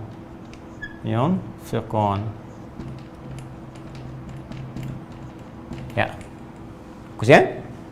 Jadi di sini yang kita bahas nanti ada 1 mimma razaqnahum, kemudian yunfiqun. 1 2 3. Fokus. Wa. Ini huruf ataf. Ataf tuh ikut kepada hukum sebelumnya, diikutkan. Ya. Hukumnya ikut. Jadi kalau kita turunkan, orang takwa itu alladzina yu'minuna bil ghaib, iman. Kemudian diikutkan hukumnya wa yuqimunas shalah, pakai waw. Jadi tidak cukup dengan beriman, ikutkan dengan salat. Di salat itu menjadi sama dengan iman sebagai instrumen takwa, ikut hukum yang sebelumnya. Jadi kalau iman bagian instrumen takwa, salat pun demikian. Kemudian infak yang ketiga pakai waw juga, diikutkan juga. Ini sama pentingnya, infak pun menjadi bagian dari instrumen takwa. Ya karena itu nanti sahabat tuh Allahu Akbar, kalau sudah tiba motivasi untuk infak itu luar biasa. Bilal itu sekurang-kurangnya pengen ikutan itu. Ya, nanti kita masuk Idul Adha, nanti saat jelaskan fikih itu insyaallah secara lebih dekat. Ini saya tunjukkan bagaimana keinginan kuat para sahabat walaupun terbatas uangnya itu, hartanya terbatas tapi pengen seperti mereka. Di ketika yang lain ya bisa mengikuti sunnah dengan hewan-hewan yang ditetapkan untuk berkorban, ya seperti kambing, dulu ada unta, kan sekarang bisa pakai sapi, kerbau dan sejenisnya. Itu Bilal saking pengennya itu cari ayam, karena mampunya itu pakai ayam, walaupun ayam bukan termasuk hewan kurban. Tapi Bilal ingin berinfak seperti sahabat yang lain berkorban dengan hewan-hewan yang dibenarkan. Itu saking pengennya, ya, saking inginnya termasuk dalam golongan yang disebutkan takwa tadi. Ya, saya hanya ingin tunjukkan saja. Jadi infak ini itu bagian yang penting, sama pentingnya dengan instrumen takwa yang lain-lainnya. Apalagi nanti dengan kita berinfak datang petunjuk Allah yang dengan pedoman dan petunjuk itu akan memudahkan kita untuk meraih harta-harta yang kita butuhkan dalam memaksimalkan fungsi hidup kita saat di dunia ini. Jadi nanti ada rahasianya. Jadi wow, ini instrumen untuk menunjukkan bahwa infak itu sama dengan bagian dari instrumen takwa seperti salat dan juga iman sebelumnya. Mimma ini dari kata min dan ma, kemudian disatukan, min dan ma. Min ini banyak artinya. Ya, kalau di standar ilmu nahwu disebut huruf jar yang menjadikan kalimat setelahnya berharakat kasrah secara umum. Ya, kecuali nanti beberapa kalimat bisa menggunakan fathah. Ada huruf jar nanti, ada beberapa, min, ila, an, ala, fi, ruba, ba, kaf, lam diantaranya. Min, di setelah min, setelahnya kalimatnya harakat kasrah. Ana raji'un minal masjid. Ya, saya baru pulang dari masjid. Ya, subhanalladzi asra bi abdihi lailam minal masjid, masjidil haram. Ya, minal jinnati wan nas. Jadi kalau ada min sebelumnya, maka setelahnya harakatnya kasrah. Itu baru fungsi ilmu nahwu. Kalau kita bawa ke fungsi ilmu balaghah, maka min itu nanti punya beberapa arti. Di antaranya punya fungsi tab'id. Ya, at-tab'id. Tab'id. Menunjuk makna sebagian dari total yang ada. Sebagian. Ya. Lil ikhwa fillah, antum huna jalisun fil fusul wa minkum tabi'una ilayya ana. Ya, dhahib ilal kharij. Ya, teman-teman sekalian, Anda semua ada di kelas ini ya, semua duduk di kelas. Sebagian dari Anda, wa minkum tabi'una ilayya. Sebagian dari Anda ikut saya, kita keluar dulu sebentar. Jadi min di situ menunjukkan sebagian, tabi'at. Nah, dalam hal instrumen yang ketiga ini, Allah meminta kita untuk berinfak dari harta yang Allah berikan kepada kita untuk dititipkan kepada kita dalam beramal. Tapi yang paling menarik, kata Allah, min dibuka dengan kata min, disambungkan dengan ma. Ma ini isim mausul, umumnya menunjuk kepada materi tanpa batas. Kalau diartikan banyak, ya banyak. Jadi kalau kita ingin terjemahkan, wa mimma, dari yang banyak yang Allah titipkan kepada kita itu, ternyata Allah banyak berikan kepada kita. Allahu Akbar. Fabi ayyi ala'i rabbikuma tukadziban. Banyak orang merasa dan mengatakan, aduh ya Allah, saya kok fakir, rezeki saya begini begitu. Allah, Anda itu orang kaya, banyak. Makan cukup, persediaan 3 hari masih ada. Hari ini tercukupi, bahkan ada yang punya tabungan setahun ke depan, 2 tahun ke depan, yang 7 tahun ke depan. Ya kan? Nah, jadi, tapi yang menariknya, dari sekian yang banyak yang Allah titipkan itu, min, sebagian saja. Tidak harus semuanya. Allahu Akbar, saking sayangnya Allah kepada kita. Anda untuk menjadi orang takwa dan ingin menerapkan instrumen yang ketiga, yaitu infak, tidak perlu semua. Asal sebagian dari apa yang Allah titipkan kepada kita sudah bisa kita keluarkan, ya, dengan pokok iman itu, maka kita sudah mulai berlatih untuk memaksimalkan, naik level pada tingkat instrumen takwa yang ketiga. Ya, kalau amalan hati, semua orang bisa berlatih. Amalan fisik, semua orang bisa mengerjakan. Amalan harta, nggak semua orang. Nggak semua orang, kecuali dia baru berusaha dulu, berusaha, dapat titipan itu, bisa berinfak. Jadi kalaupun kita mau keluarkan, kata Allah, nggak harus semuanya, sebagian saja. Ya, min menunjuk pada sebagian. Nah, apa sebagian yang kita infakkan itu? Bentuknya bagaimana? Kaidahnya seperti apa? Ini yang paling menarik. Sebelum Allah masuk pada keterangan tentang infak, Allah buka dulu dengan kalimat rizki. Wa mimma razaqnahum. Sebagian dari yang banyak rizki yang telah kami berikan kepada mereka. Ini, ada kalimat ini dulu. Apa itu rizki? Yuk kita baca dulu tafsir dari ulama, sehingga kita padukan. Para ulama-ulama kita memberikan referensi seperti apa. Saya pun sesungguhnya bukan pendapat saya pribadi. Jadi saya cuma pengutip saja, penukil dari keterangan guru-guru kita, ulama-ulama kita, cuma saya padukan. Jadi kalau kami berusaha mengkaji tafsir, saya jajarkan nih, tafsir A, tafsir B, tafsir C, tafsir D, kita tunjukkan satu. Setelah itu kita lihat juga dari tatanannya. Kalau disebutkan secara bahasa begini, kita buka kaidah bahasanya, kita samakan persepsinya. Nanti dari situ saya ambil yang paling mudah untuk disampaikan. Kadang-kadang kita pakai PowerPoint dan sebagainya untuk memudahkan. Nah, sekarang supaya lebih menguatkan lagi, salah satunya kita tunjukkan referensinya. Kita telah buka dulu tafsir Ibnu Katsir, ya. Nanti kita pelajari ya tafsir yang misalnya dari Ibnu Jarir At-Tabari seperti apa, Al-Alusi bagaimana, ya, Ruhul Ma'aninya. Kemudian nanti Mafatihul Ghaibnya Ar-Razi seperti apa dan sebagainya. Supaya ada perbandingan termasuk yang kontemporer. Tafsir As-Sa'di bagaimana, tafsir Asy-Sya'rawi bagaimana, Ibnu Asyur seperti apa dan sebagainya. Sehingga nanti kita punya persepsi yang luas, ya. Yuk kita lihat dulu. Kita sekarang coba buka yang Al-Wasit dulu, ya. Dari Syekh Muhammad Sayyid Tantawi. Saya selain Ibnu Katsir membuka yang ini karena saya talaqi langsung. Jadi dari gurunya, kitabnya pun didapatkan saat saya di Madinatul Bu'ath di Al-Azhar. Saya dapatkan ini, saya mengaji, jadi argumentasinya lebih enak disampaikan karena gurunya pun pernah kita berhadapan langsung, jadi akan lebih kuat dan merasa nyaman untuk disampaikan. Bismillahirrahmanirrahim, di halaman ke-44. Wa mimma razaqnahum yunfiqun. Adapun yang dimaksud dengan firman Allah Subhanahu wa taala, wa mimma razaqnahum yunfiqun, ay wa mimma a'tainahum wa malaknahum yatasaddaquna fi wujuhil khair, yaitu dari segala apa yang telah kami berikan kepada mereka dan kami titipkan kepada mereka. Jadi kalimatnya malakna, kami yang punya.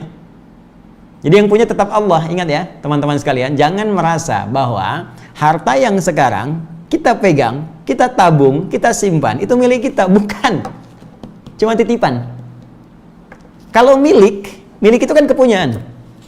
Kalau kepunyaan itu pasti lekat dengan pemiliknya, ya kan? Ya, spidol milik saya, kemana-mana pasti saya bawa, pindah tempat saya bawa. Sekarang saya di ruangan ini mengajar, ya, saya pulang ke rumah, saya bawa spidol saya, punya saya. Ya, kemanapun saya bawa, kemanapun saya pergi, saya beranjak, ini melekat dengan saya. Nah, yang paling menarik kata Allah, yang punya semua harta itu kata Allah, Allah, saya, kata Allah.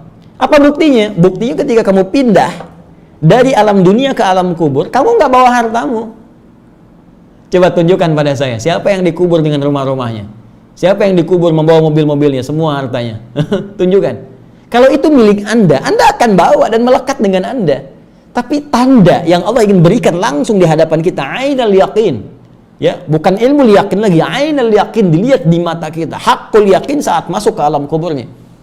Begitu Anda lihat, Anda saksikan, kita saksikan sama-sama. Bukankah saat kita sholatkan, nggak semua harta dibawa? Coba lihat.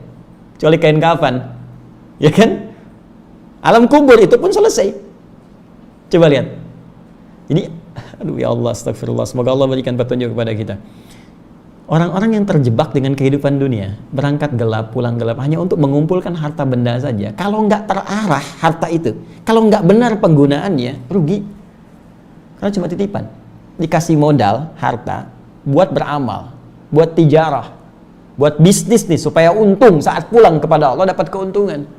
Ya, Anda dikasih modal, tapi nggak digunakan dengan baik. Alih-alih digunakan untuk berkreasi, dapat keuntungan, Anda gunakan foya-foya sana sini. Ada yang pakai judi, pakai ini, pakai itu. Habis harta, perusahaan hancur semua. Anda aja merasa nggak nikmat. Sekarang Allah kasih modal, Anda sia-siakan. Perbanyak, hitung. Alladzi jama'a mala wa 'addadah, cuma ngumpul, hitung, tapi nggak benar cara menyalurkannya. Pengelolaannya nggak tepat. Maka ketika pulang, nggak ada yang punya nilai. Makanya ketika bahasanya itu indah, ya, bahasa penafsirannya luar biasa nih. Apa yang kami berikan itu, wa ma'atainahum wa malaknahum, apa yang kami berikan kepada mereka itu, kami yang punya, dititipkan kepada mereka, sehingga mereka merasa memiliki itu. Ya, jelas ya? Baik, jadi ingat, harta titipan, ilmu titipan, kedudukan titipan, semua punya pertanggungjawaban di hadapan Allah Subhanahu wa taala. Yatasaddaquna fi wujuhil khair. Mereka menggunakan itu, ya, mereka mengelola itu pada segala hal yang baik-baik, digunakan pada yang baik. Ya, sedekah. Ya, sesuatu yang benar, sesuatu yang baik. Baik, nanti kita rinci. Wa yamudduna aydiyahum bil ihsan lil faqiri wal miskin. Kemudian mereka melebarkan tangan mereka, meluaskan pemberian mereka bil ihsan, dengan cara yang baik yang diridhai Allah. Ihsan di hadis Muslim nomor hadis ke-8 disebutkan anta'budallah, kembali ibadah, visi hidup kita yang tadi saya jelaskan. Anta'budallaha ka'annaka tarahu fa illam takun tarahu fa innahu yarak. Engkau menjadikan aktivitasmu sebagai ibadah. Nah, sekarang itu komitmen kita, visi kita, misi kita, hidup kita di situ. Kita dititipkan harta, bagaimana caranya harta jadi ibadah? Diberikan kepada istri, dikelola di rumah tangga jadi ibadah. Diberikan kendaraan, kendaraan jadi ibadah. Dibelikan sepeda, sepeda mengantarkan pada ibadah. Dibelikan mobil, mobil mengantarkan pada ibadah. Dibelikan pakaian, pakaian digunakan untuk ibadah. Buka lemari pakaian Anda. Dari sekian pakaian yang telah dikoleksi, berapa di antara pakaian yang belum pernah dipakai ibadah? Jangan-jangan ada yang belum pernah dipakai sholat. Lihat koleksi alas kaki Anda, sepatu, sendal yang udah dipakai kondangan, dipakai setahun sekali, pernah nggak dipakai ke majlis ta'lim, dipakai menunaikan ibadah, pakai ke masjid. Lihat, itu akan dihisab. Jelas.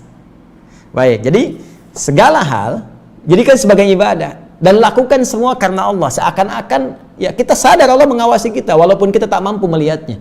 Ya, anta'budallaha ka'annaka tarahu fa illam takun tarahu fa innahu yarak. Ilal faqiri wal miskin, kepada orang yang membutuhkan, baik dalam kalangan yang sangat membutuhkannya ataupun yang punya keterbatasan, dia punya pekerjaan tapi tak mampu memenuhi hajat hidupnya. Sekarang dirinci. Warizqu 'inda jumhuril ulama, adapun pengertian rizki ini. Ya, wa mimma razaqnahum. Sebelum kita masuk ke infak, kita terangkan rizki dulu.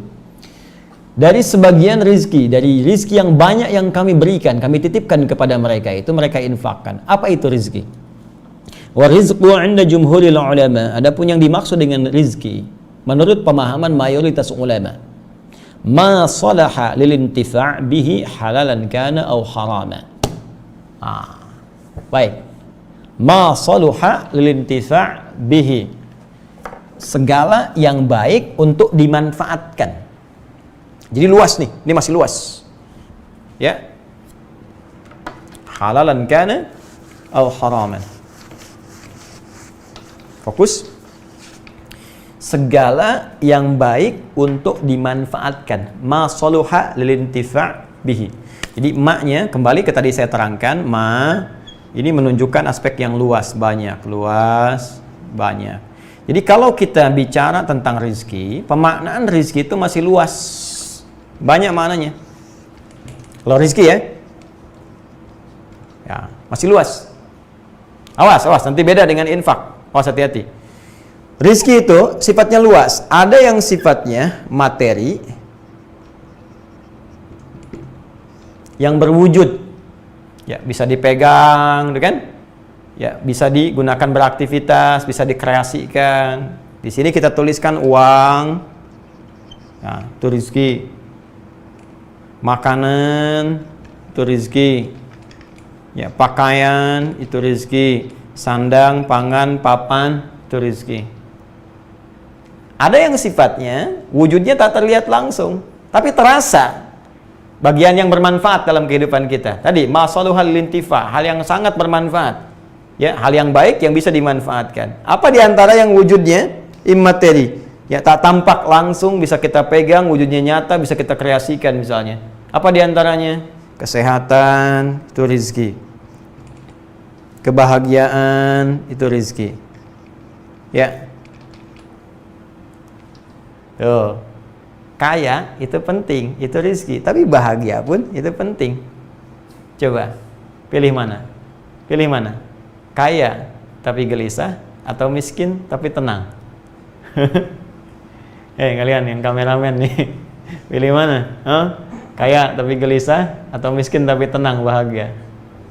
Yakin saya kaya tapi bahagia. Berarti bahagia itu penting, bahagia itu rizki. Tuh, sampai bersin tuh. Baik, alhamdulillah. Baik, teman-teman nih, sehat tuh, tapi gelisah atau sakit tapi tenang? Ya tenang itu rizki, sehat tuh rizki, makanya pengen sehat dan tenang, sehat bahagia. Ini rizki, ini rizki. Keturunan rizki, keturunan. Ya, makanya Nabi Zakaria alaihissalam cukup, pakaian cukup, makanan cukup, keturunan belum ada, minta sama Allah Subhanahu wa Ta'ala.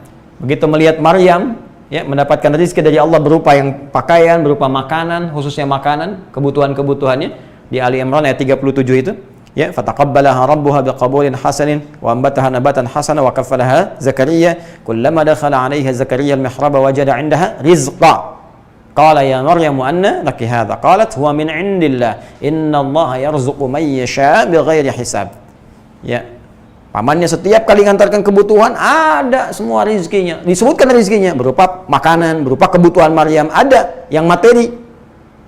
Tapi ketika bertanya dari mana semua ini, jawaban Maryam jadi umum dari Allah.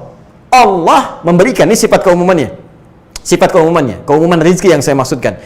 Innallaha yarzuqu man yasha. Allah akan memberi rizki pada siapapun yang ia kehendaki, bighairi hisab, tanpa batasan. Jadi Nabi Zakaria bertanya khusus rizki terkait dengan yang materi, makanan, pakaian. Ini kan saya antarkan, kau udah ada. Maryam menjawab umum, jangankan makanan paman, jangankan pakaian, rizki yang banyak pun Allah akan berikan dengan mudah pada siapa yang dikehendaki. Maka Nabi Zakaria mengikuti jejaknya Maryam. Bagaimana bisa mendapatkan ini? Saya makanan cukup, pakaian cukup, yang belum ada keturunan. Maka minta, sholat tadi mihrabnya itu. Di ayat 38-39 itu kan? Hunalika da'a Zakaria rabbah qala rabbi habli min ladunka dzurriyyatan thayyibah innaka sami'un du'a. Maka di situ beliau berdoa, ya Allah anugerahkan kepadaku keturunan. Nabi Zakaria mintanya keturunan. Ini keturunan itu rizki. Ya, keturunan rizki. Jadi kalau rizki itu masih luas sifatnya. Nah, dari semua rizki yang diberikan, makanya tadi disebutkannya banyak, ya kan? Ya, masalul halil intifa, yang bisa dimanfaatkan, bisa dikreasikan, bisa digunakan. Kita merasa nyaman dengan itu semua. Itu banyak Allah kasih kepada kita. Teman-teman sekalian, sehat itu rizki. Betapa banyak orang punya banyak harta, tapi nggak sehat misalnya. Ya kan? Anda sehat, keturunan baik, di rumah sehat semua. Itu rizki. Tapi dari yang banyak itu, nggak semua mesti diinfakkan. Jadi infak itu lebih khusus lagi dari rizki ini. Maka muncul amalan instrumen takwanya infak. Dari rizki ini, apa amalannya? Apa instrumen takwanya? Infak. Infak lebih spesifik dari sebagian rizki itu. Kalau kita mau buat tafsir yang umum, dari yang ini yang banyak ini, nggak semua mesti diinfakin. Emang ada orang infak anak? Saya mau infak anak? Nggak mungkin. Ya, saya mau infak istri? Nggak ada. Istri bilang saya mau infak suami, saya kesel di rumah, saya infakin aja suami saya. Nggak bisa. Ya, saya mau infak kebahagiaan? Nggak bisa. Ya, jadi spesifik sifatnya. Jadi dari semua yang banyak ini, apa yang masuk kategori yang bisa diinfakkan? Nah, infak itu khusus pada hal yang sifatnya materi saja, itu pun dengan klasifikasi tertentu. Ya, jelas? Infak. Jadi infak itu sifatnya materi. Jadi nggak ada istilah saya infak kesehatan, infak kebahagiaan, infak ketenangan, nggak ada. Ya. Jadi sifatnya apa? Materi. Ini pun klasifikasinya tertentu saja. Dari materi yang ditetapkan itu, apa yang termasuk klasifikasi yang bisa diinfakkan. yang bisa dikeluarkan sebagai amalan harta yang masuk dari instrumen takwa kita kepada Allah Subhanahu wa taala. Untuk mengetahui itu, kita lihat dulu definisi infak itu seperti apa. Ya. Bismillah. Kita baca lagi. Kita teruskan ya. Jadi mohon izin kita bahas sampai mengerti betul ya, sampai paham betul. Bismillahirrahmanirrahim. Kita lanjutkan. Termasuk ini saya beri catatan. Halalan kana atau haraman. Ya. Jadi kalau rezeki yang banyak tadi bisa kualifikasi yang halal, bisa yang haram. Ya, jadi itu masih masuk rezeki. Masih masuk kategori rezeki. Karena itu ada min di awalnya dari sebagian, maka bagian itu bisa luas. Jangan sampai engkau berinfak dari yang haram. Hati-hati, cek dulu harta kita. Mohon maaf ya, jahiliyah itu sejahiliyah-jahiliyahnya. Orang jahiliyah, sejahiliyah-jahiliyahnya. Itu saat mereka akan berinfak untuk pembangunan Ka'bah. Ya, renovasi Ka'bah. Itu yang dikeluarkan cuman yang baiknya aja. Sepakat mereka. Jangan keluarkan dari yang jeleknya, keluarkan yang baik-baiknya, sepakat semuanya itu. Itu sejahiliyah-jahiliyahnya. Nah, kita, Anda, saya, yang mengaku sudah keluar dari jahiliyah, berapa dari sekian harta kita yang baik yang bisa kita keluarkan? Karena itu ada min di situ. Walaupun Anda mendapatkan rezeki, jangan didapatkan dengan cara yang haram. Apalagi rezeki haram dipakai untuk infak. Itu yang keterlaluan. Hasil korupsi, wah, biar jadi dapat legalitas dari Allah, nggak banyak banget dosanya. Misalnya saya pakai infak aja buat bangun madrasah, nggak bisa ya. Hati-hati. Jelas ya. Baik, kemudian kita teruskan lagi. Sekarang masuk pada kategori infaknya ya, kategori infaknya. Wa qala yunfiqun wa anfaqa malahu anfadahu wal infaq ikhrajul mal wa infaduhu wa sarfuhu. Adapun yang dimaksud dengan infak itu ikhrajul mal wa infaduhu wa sarfuhu, mengeluarkan harta, baik itu Anda berikan dari sebagian tadi sampai tuntas selesai habis, atau Anda berikan sebagian-sebagian. Nanti teknisnya kita jelaskan. Tapi secara singkat, mengeluarkan harta materi yang sifatnya berharga. Mal itu sesuatu yang berharga, bisa uang, kan? Ya, bisa kemudian dari hasil pertanian, perkebunan, bisa jadi makanan, ya. Ya, jelas ya? Kita turunkan dulu. Infak, saya mohon izin untuk membahas secara dalam dari segi bahasanya dulu supaya kita bisa memahami dengan lebih sempurna, ya. Bismillah.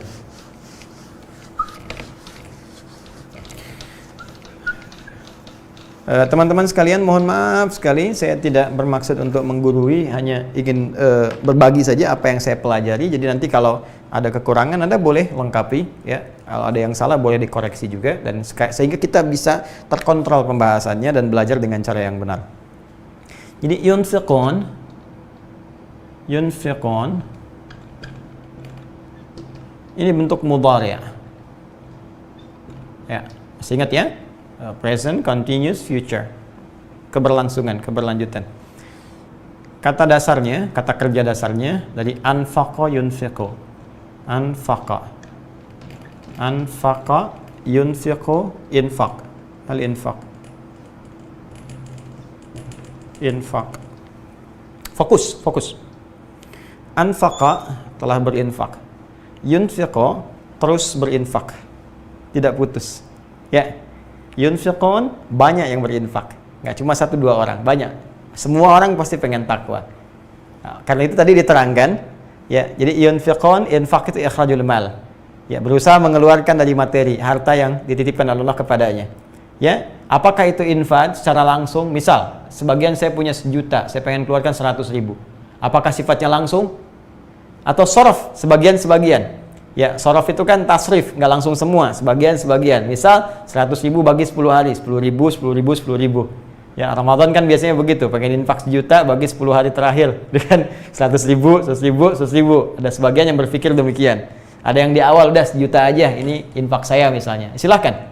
Ya, jadi baik dikeluarkan sebagian-sebagian ataukah langsung secara keseluruhan, ya. Itu dari kata anfaqa. Kalau itu continue dikerjakan, maka berubah jadi bentuk mudhari, yunfiqu. Ya, jamaknya yunfiqun pakai un. Jadi instrumen takwa yang ketiga, orang yang naik levelnya dari mukmin menjadi muttaqin adalah orang yang punya agenda infak dalam kehidupannya, yang tak terputus dalam sekali saja. Dia punya visi itu.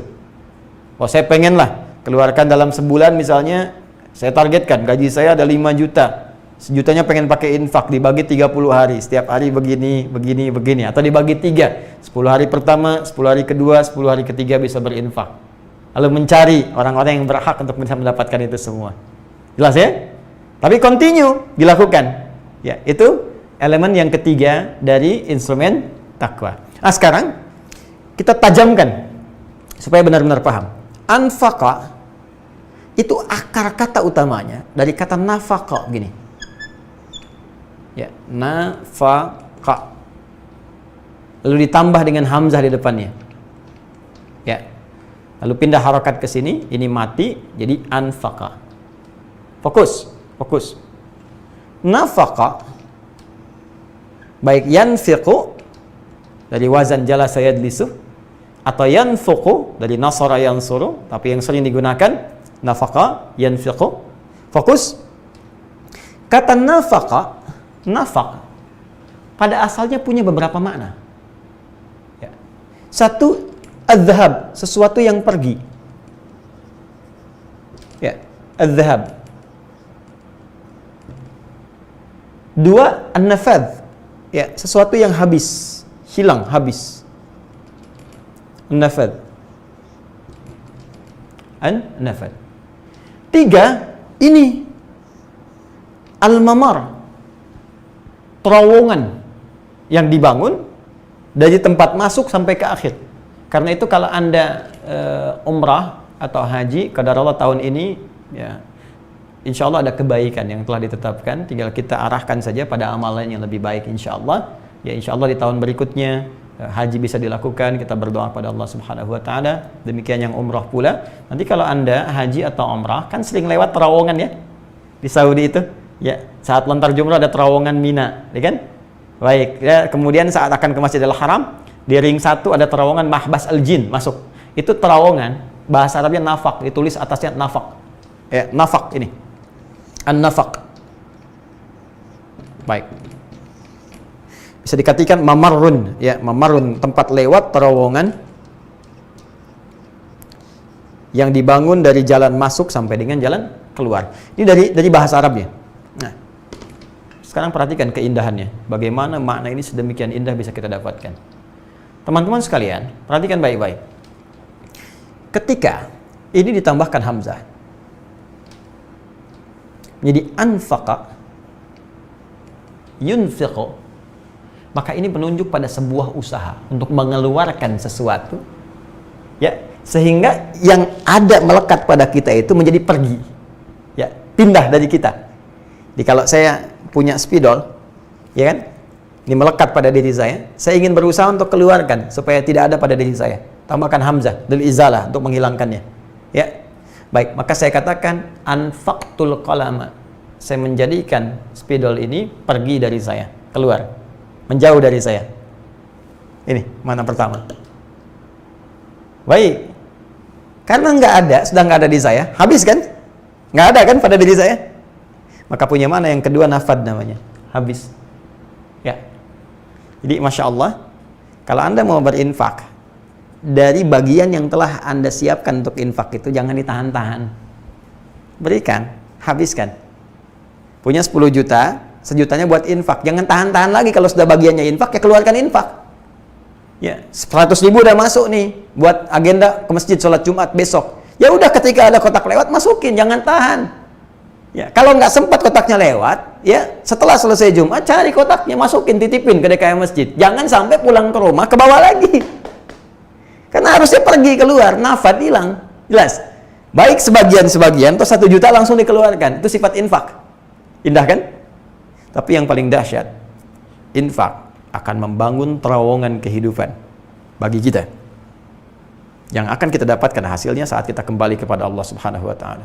Jadi kalau kita mau makna yang lebih dalam lagi, sebetulnya infak itu adalah terowongan kebaikan untuk mendapatkan cahaya, hasil yang lebih bagus saat kita keluar dari kehidupan dunia menuju alam yang lain di barzah. Bukankah saat Anda masuk terowongan, teman-teman sekalian, Anda keluar Ya, dari sini masuk dari sini, bukankah masuk dari satu tempat keluar di tempat berbeda? Perhatikan, infak adalah jembatan, infak adalah terowongan yang akan memindahkan amalan Anda. Terlihat seperti pergi, sesungguhnya dia akan mengantarkan kemudahan Anda untuk masuk ke alam berikutnya dengan pahala-pahala yang telah kemudian disediakan. Tapi seperti bikin terowongan gak mudah, infak pun gak mudah. Tuh lihat, bikin terowongan, gali dulu, sampai Anda bisa mendapatkan jalan keluarnya. Infak juga begitu, mau ngeluarin tuh gak mudah. Ya, coba deh, mau infak 1 juta, bisa nggak? Gak mudah. Kadang gali dulu, 10.000 dulu, ini kan, galinya kecil dulu. Ada yang langsung gali 500.000, ada yang segini, itu kan. Ada yang pengen langsung 1 juta, ya kan?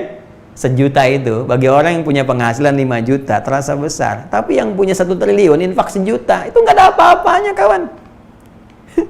Coba saya tanya nih, Anda yang teman-teman numpang makan di Indonesia, numpang cari kerja di Indonesia sampai dikatakan ini triliuner, hartanya banyak. Di situasi sekarang berapa yang Anda bisa keluarkan? Mana kehebatan yang bisa kita kerjakan untuk bangsa kita? Mana kaidah infaknya? Ya, seharusnya Anda muncul saat ini, saya 500 miliar, saya 300 miliar. Ya, bekerja di Indonesia, ngambil hasil dari Indonesia. Sekarang Indonesia butuh Anda. Ada 3 ibu yang kita mesti berbakti. Ibu yang melahirkan kita. Surga terletak dalam bakti kepadanya. Ibunda kita Ummul Mukminin, istri Rasulullah SAW. Ya, sudah tidak ada saat ini cara berbakti kita menjaga kehormatannya. Menjalankan apa yang telah diajarkan oleh mereka sebagai petunjuk dari Rasulullah SAW. Ibunda kita. Dan ibu kita yang ketiga, ibu pertiwi kita. Tempat kita bernaung, tempat kita berpijak. Sekarang ibunda kita sedang sakit. Maka anak-anaknya harus membantu kembali. Anak-anak ibu pertiwi sekarang sudah ada yang jadi pejabat, jadi presiden, jadi menteri, jadi jenderal, jadi pengusaha hebat. Ya, Allahu Akbar. Kenapa kita tidak bersatu membantu ibu kita untuk sehat kembali? Ayo kita bangun.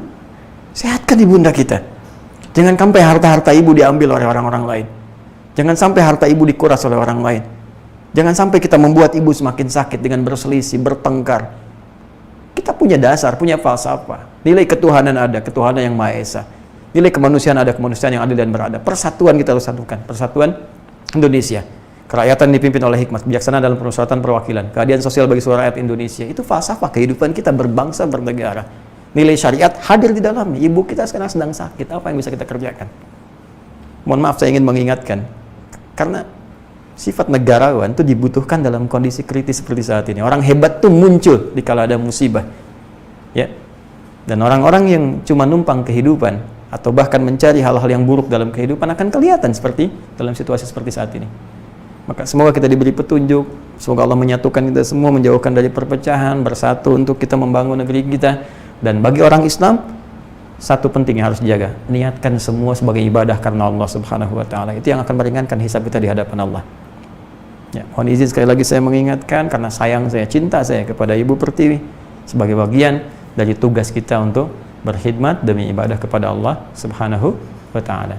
Maka ini teman-teman sekalian, kita bangun terowongan kehidupan kita. Mumpung Allah titipkan, kalau sudah nggak dititipkan nggak bisa lagi, ya kan? Nah, sekarang kalau sudah paham, inilah filsafatnya infak itu. Jadi infak terlihat seperti membuat harta kita pergi, terlihat seperti habis harta kita, tapi sesungguhnya hakikat dari ini semua sedang membangun terowongan yang bisa memudahkan dan melancarkan aktivitas kita sampai kita kembali kepada Allah di alam barzakh itu. Karena itu nanti kita akan teruskan orang-orang yang infak ini, Allah akan berikan kelancaran aktivitasnya 700 kali paling minimal dibandingkan dengan orang-orang yang beraktivitas biasa saja.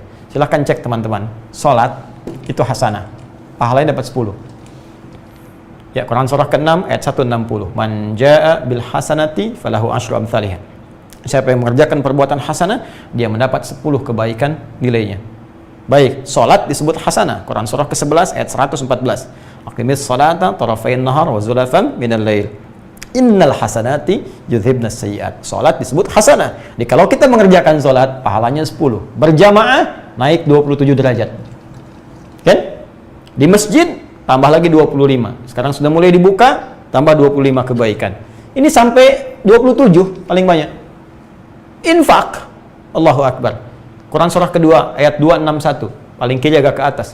Mathalul ladzina yunfiquna amwalahum fi sabilillah kamathali habbatin ambatat sab'a sanabil fi kulli sumbulatin mi'atu habbah wallahu yudha'ifu liman yasha wallahu wasi'un alim. Perumpamaan orang infak di jalan Allah, lakukan karena Allah, niatkan sebagai ibadah. Infak pada keluarga niatkan sebagai ibadah. Ya, infak dalam kehidupan berbangsa niatkan sebagai ibadah. Infak untuk pendidikan niatkan sebagai ibadah karena Allah Subhanahu wa taala. Setiap satu yang kita keluarkan, 1 rupiah nilainya kali 7 kali 100, paling minimal 700 kali lipat. Balik. Paling minimal. Kalau hitung-hitungan. Kalau nggak berhitung, wallahu yudha'ifu liman yasha, Allah akan lipat gandakan pada siapa yang dikehendaki tanpa batas. Tanpa batas. Ini bisa jadi aktiva. Nanti kita lihat setelah melewati terowongan dunia, di alam kubur tampak nih, sebelum wafat sakaratul maut ditampakkan nih pahala infak yang banyak. Nanti saya cerita kisah-kisah yang sangat luar biasa. Ya. Ada lagi ini balik nih untuk kemudahan dalam kehidupan di sini. Bisa jadi kesehatan, kelancaran usaha, macam-macam. Yang asetnya kalau dihitung-hitung nggak akan jauh dari sini 700 kali. Ya. Bekerja segitu aja gaji misalnya, cuman dijaga, sehat aja. Yang kalau sakit biayanya segini juga 700 kali. Tuh, luar biasa. Nah, tapi ini butuh turunan-turunan untuk semakin memotivasi kita. Sekarang pertanyaannya, bagaimana cara berinfak yang benar? Kedua, apa indikatornya infak kita benar sehingga terasa sebagai peningkatan takwa? Yang ketiga, kepada siapa kita mesti berinfak? Kalau agenda infak itu kita bisa siapkan. Dan keempat, bagaimana cara mengeksekusinya infak itu supaya benar ketika kita keluarkan sesuai dengan petunjuk Allah Subhanahu wa taala. Bonusnya yang kelima, ketika kita bisa kerjakan semua itu, apa yang Allah bisa anugerahkan kepada kita dalam kehidupan dunia sebelum kita berpulang kepada Allah Subhanahu wa taala, baik di alam kuburnya sampai di akhiratnya. Itu akan kita bahas dalam pertemuan yang berikutnya, insyaallah. Ya, biar teman-teman, kita cukupkan dulu untuk malam ini. Nanti kita lanjutkan kembali. Mohon izin untuk mengingatkan yang pertama teman-teman sekalian bahwa kajian ini insya Allah berlangsung tetap dalam online. Jadi kita tidak mengadakan kajian yang langsung dulu di tempat kita, baik di Masjid Al-Ihsan, PTM VJS di Bekasi, ataupun kunjungan di beberapa tempat sebagai ziarah ilmiah setelah nanti situasi kondusif kembali insya Allah. Untuk itu kita berdoa dan mensupport ya kegiatan-kegiatan yang bisa kita lakukan supaya bisa lebih maksimal ya. Kita dukung kegiatan-kegiatannya dan mudah-mudahan aktivitas kita diridhoi oleh Allah Subhanahu wa taala. Kemudian yang kedua, teman-teman sekalian, komitmen dari apa yang saya sampaikan ini paket at-taisir ini kami tampilkan juga untuk mengingatkan sekarang sedang dalam proses cetak ya. Kita 2000 pertama kita akan cetak dulu di bulan ini. Jadi nanti setelah ada selesai ya, di bulan ini selesai, karena kemarin saya senang riset, jadi saya coba untuk maksimalkan ya. Jadi nanti tampilan akhirnya seperti ini nih teman-teman sekalian. Jadi di sini saya buka, nah ini ada kuncinya juga. Jadi ada kunci di sini ya. Nah ini untuk per juznya, jadi ada kunciannya. Nah kita bisa ambil per lembar di sini ya. Kemudian nanti yang dicetak ada tulisan di sini ya, wakaf ya, wakaf umat Islam Indonesia. Nah, termasuk di dalamnya, jadi ada tulisan wakaf, jadi nggak bisa diperjualbelikan oleh teman-teman yang hanya mencari niat untuk dunia saja. Ya ini cukup insya Allah mudah-mudahan baik ya untuk kita dapatkan di kotak ini juga. Dan ini nggak sembarangan, nanti saya berikan info spesifiknya. Jadi ini akan bersatu dengan buku. Ya, nanti di bukunya ada 3 buku, nanti ada petunjuk, pembimbingan ya di buku ini, tapi nanti ada pelengkapnya. Kemudian nanti ada murajaah 2 lagi yang 30 juznya, dan setiap yang nanti berniat untuk mendapatkan ini saya tidak akan nanggung. Jadi bukan cuma dapat ini untuk dikoleksi, tidak. Kita akan masukkan ke sistem untuk belajar. Jadi kami sedang siapkan sekarang sistem aplikasinya. Di teman-teman nanti untuk mendapatkan ini mesti registrasi dulu ya. Kemudian di situ kita nanti ada siapkan bimbingan. Ya, kita sudah siapkan musyrifahnya. Jadi nanti Anda ada sistem setoran, terus menghafal. Supaya saya ingin pastikan benar-benar menghafal. Saya tidak ingin hasil riset kita kerja keras untuk berusaha, berikhtiar dan sebagainya cuma jadi simpanan, jadi koleksi dan jadi ingatan. Tidak. Saya ingin kita berikhtiar. Walaupun mungkin selama hidup 1 juz dari sini, 2 juz, yang penting kita punya bekal saat pulang. Dan punya kebanggaan saat menghadap Allah Subhanahu wa taala dan punya cahaya Al-Qur'an saat di alam kubur. Itu yang paling penting ya. Nanti seperti apa sistemnya, bagaimana nanti turunan-turunan penjelasannya, insya Allah setelah nanti ada tuntas dicetakkan minimal nanti 2.000 pertama untuk yang bulan ini. Target saya 10.000 dulu, jadi 2.000 untuk bulan ini, 4.000 bulan selanjutnya, 4.000 bulan selanjutnya lagi, jadi 10.000 kita selesai dulu. Nanti pelajaran kita buka di September untuk kelas ini ya, STUAH, sekolah terbuka usahakan Al-Quran hafal. Jadi nanti kita berusaha mencetak setidaknya dalam waktu mau wisuda setahun paling minimal 10.000 ya, syukur-syukur bisa kita target 100.000 penghafal Quran, ahli-ahli Quran yang bisa berkhidmat untuk kepentingan dunia dan akhiratnya insya Allah. Ini dan selanjutnya yang terakhir barangkali ta'lim kita insya Allah nanti ada variasi tambahan, yaitu ada beberapa yang segmen yang nanti kita coba tampilkan sebagai gambaran-gambaran baru, walaupun sifatnya mungkin nanti ada yang offline sebagai bimbingan-bimbingan, dan sesi khusus nanti ada beberapa kajian yang kita khususkan untuk tanya jawab ya. Nanti teman-teman tinggal tunggu keterangan dari kami di Adi Hidayat Official dan mudah-mudahan bisa bermanfaat untuk kita seluruhnya. Terakhir, setiap yang saya sampaikan boleh jadi ada nilai kebenaran yang Allah titipkan, yaitu hakikatnya dari Allah dan Rasulnya, silahkan diamalkan. Dan jika banyak didapatkan kesalahan, itu mutlak dari saya, mohon dimaafkan. Dan tinggalkan apa yang diduga keliru, jauhi perdebatan, ambil pendapat yang lebih baik, dan tetap berikhtiar menjadi yang terbaik di hadapan Allah Subhanahu wa ta'ala. Demikian yang saya sampaikan, semoga bermanfaat. Subhanakallahumma wa bihamdika asyhadu an la ilaha illa anta astaghfiruka wa atubu ilaik. Wa akhiru da'wana rabbana atina fid dunya hasanah wa fil akhirati hasanah wa qina adzabannar walhamdulillahi rabbil alamin. Wassalamu alaikum warahmatullahi wabarakatuh.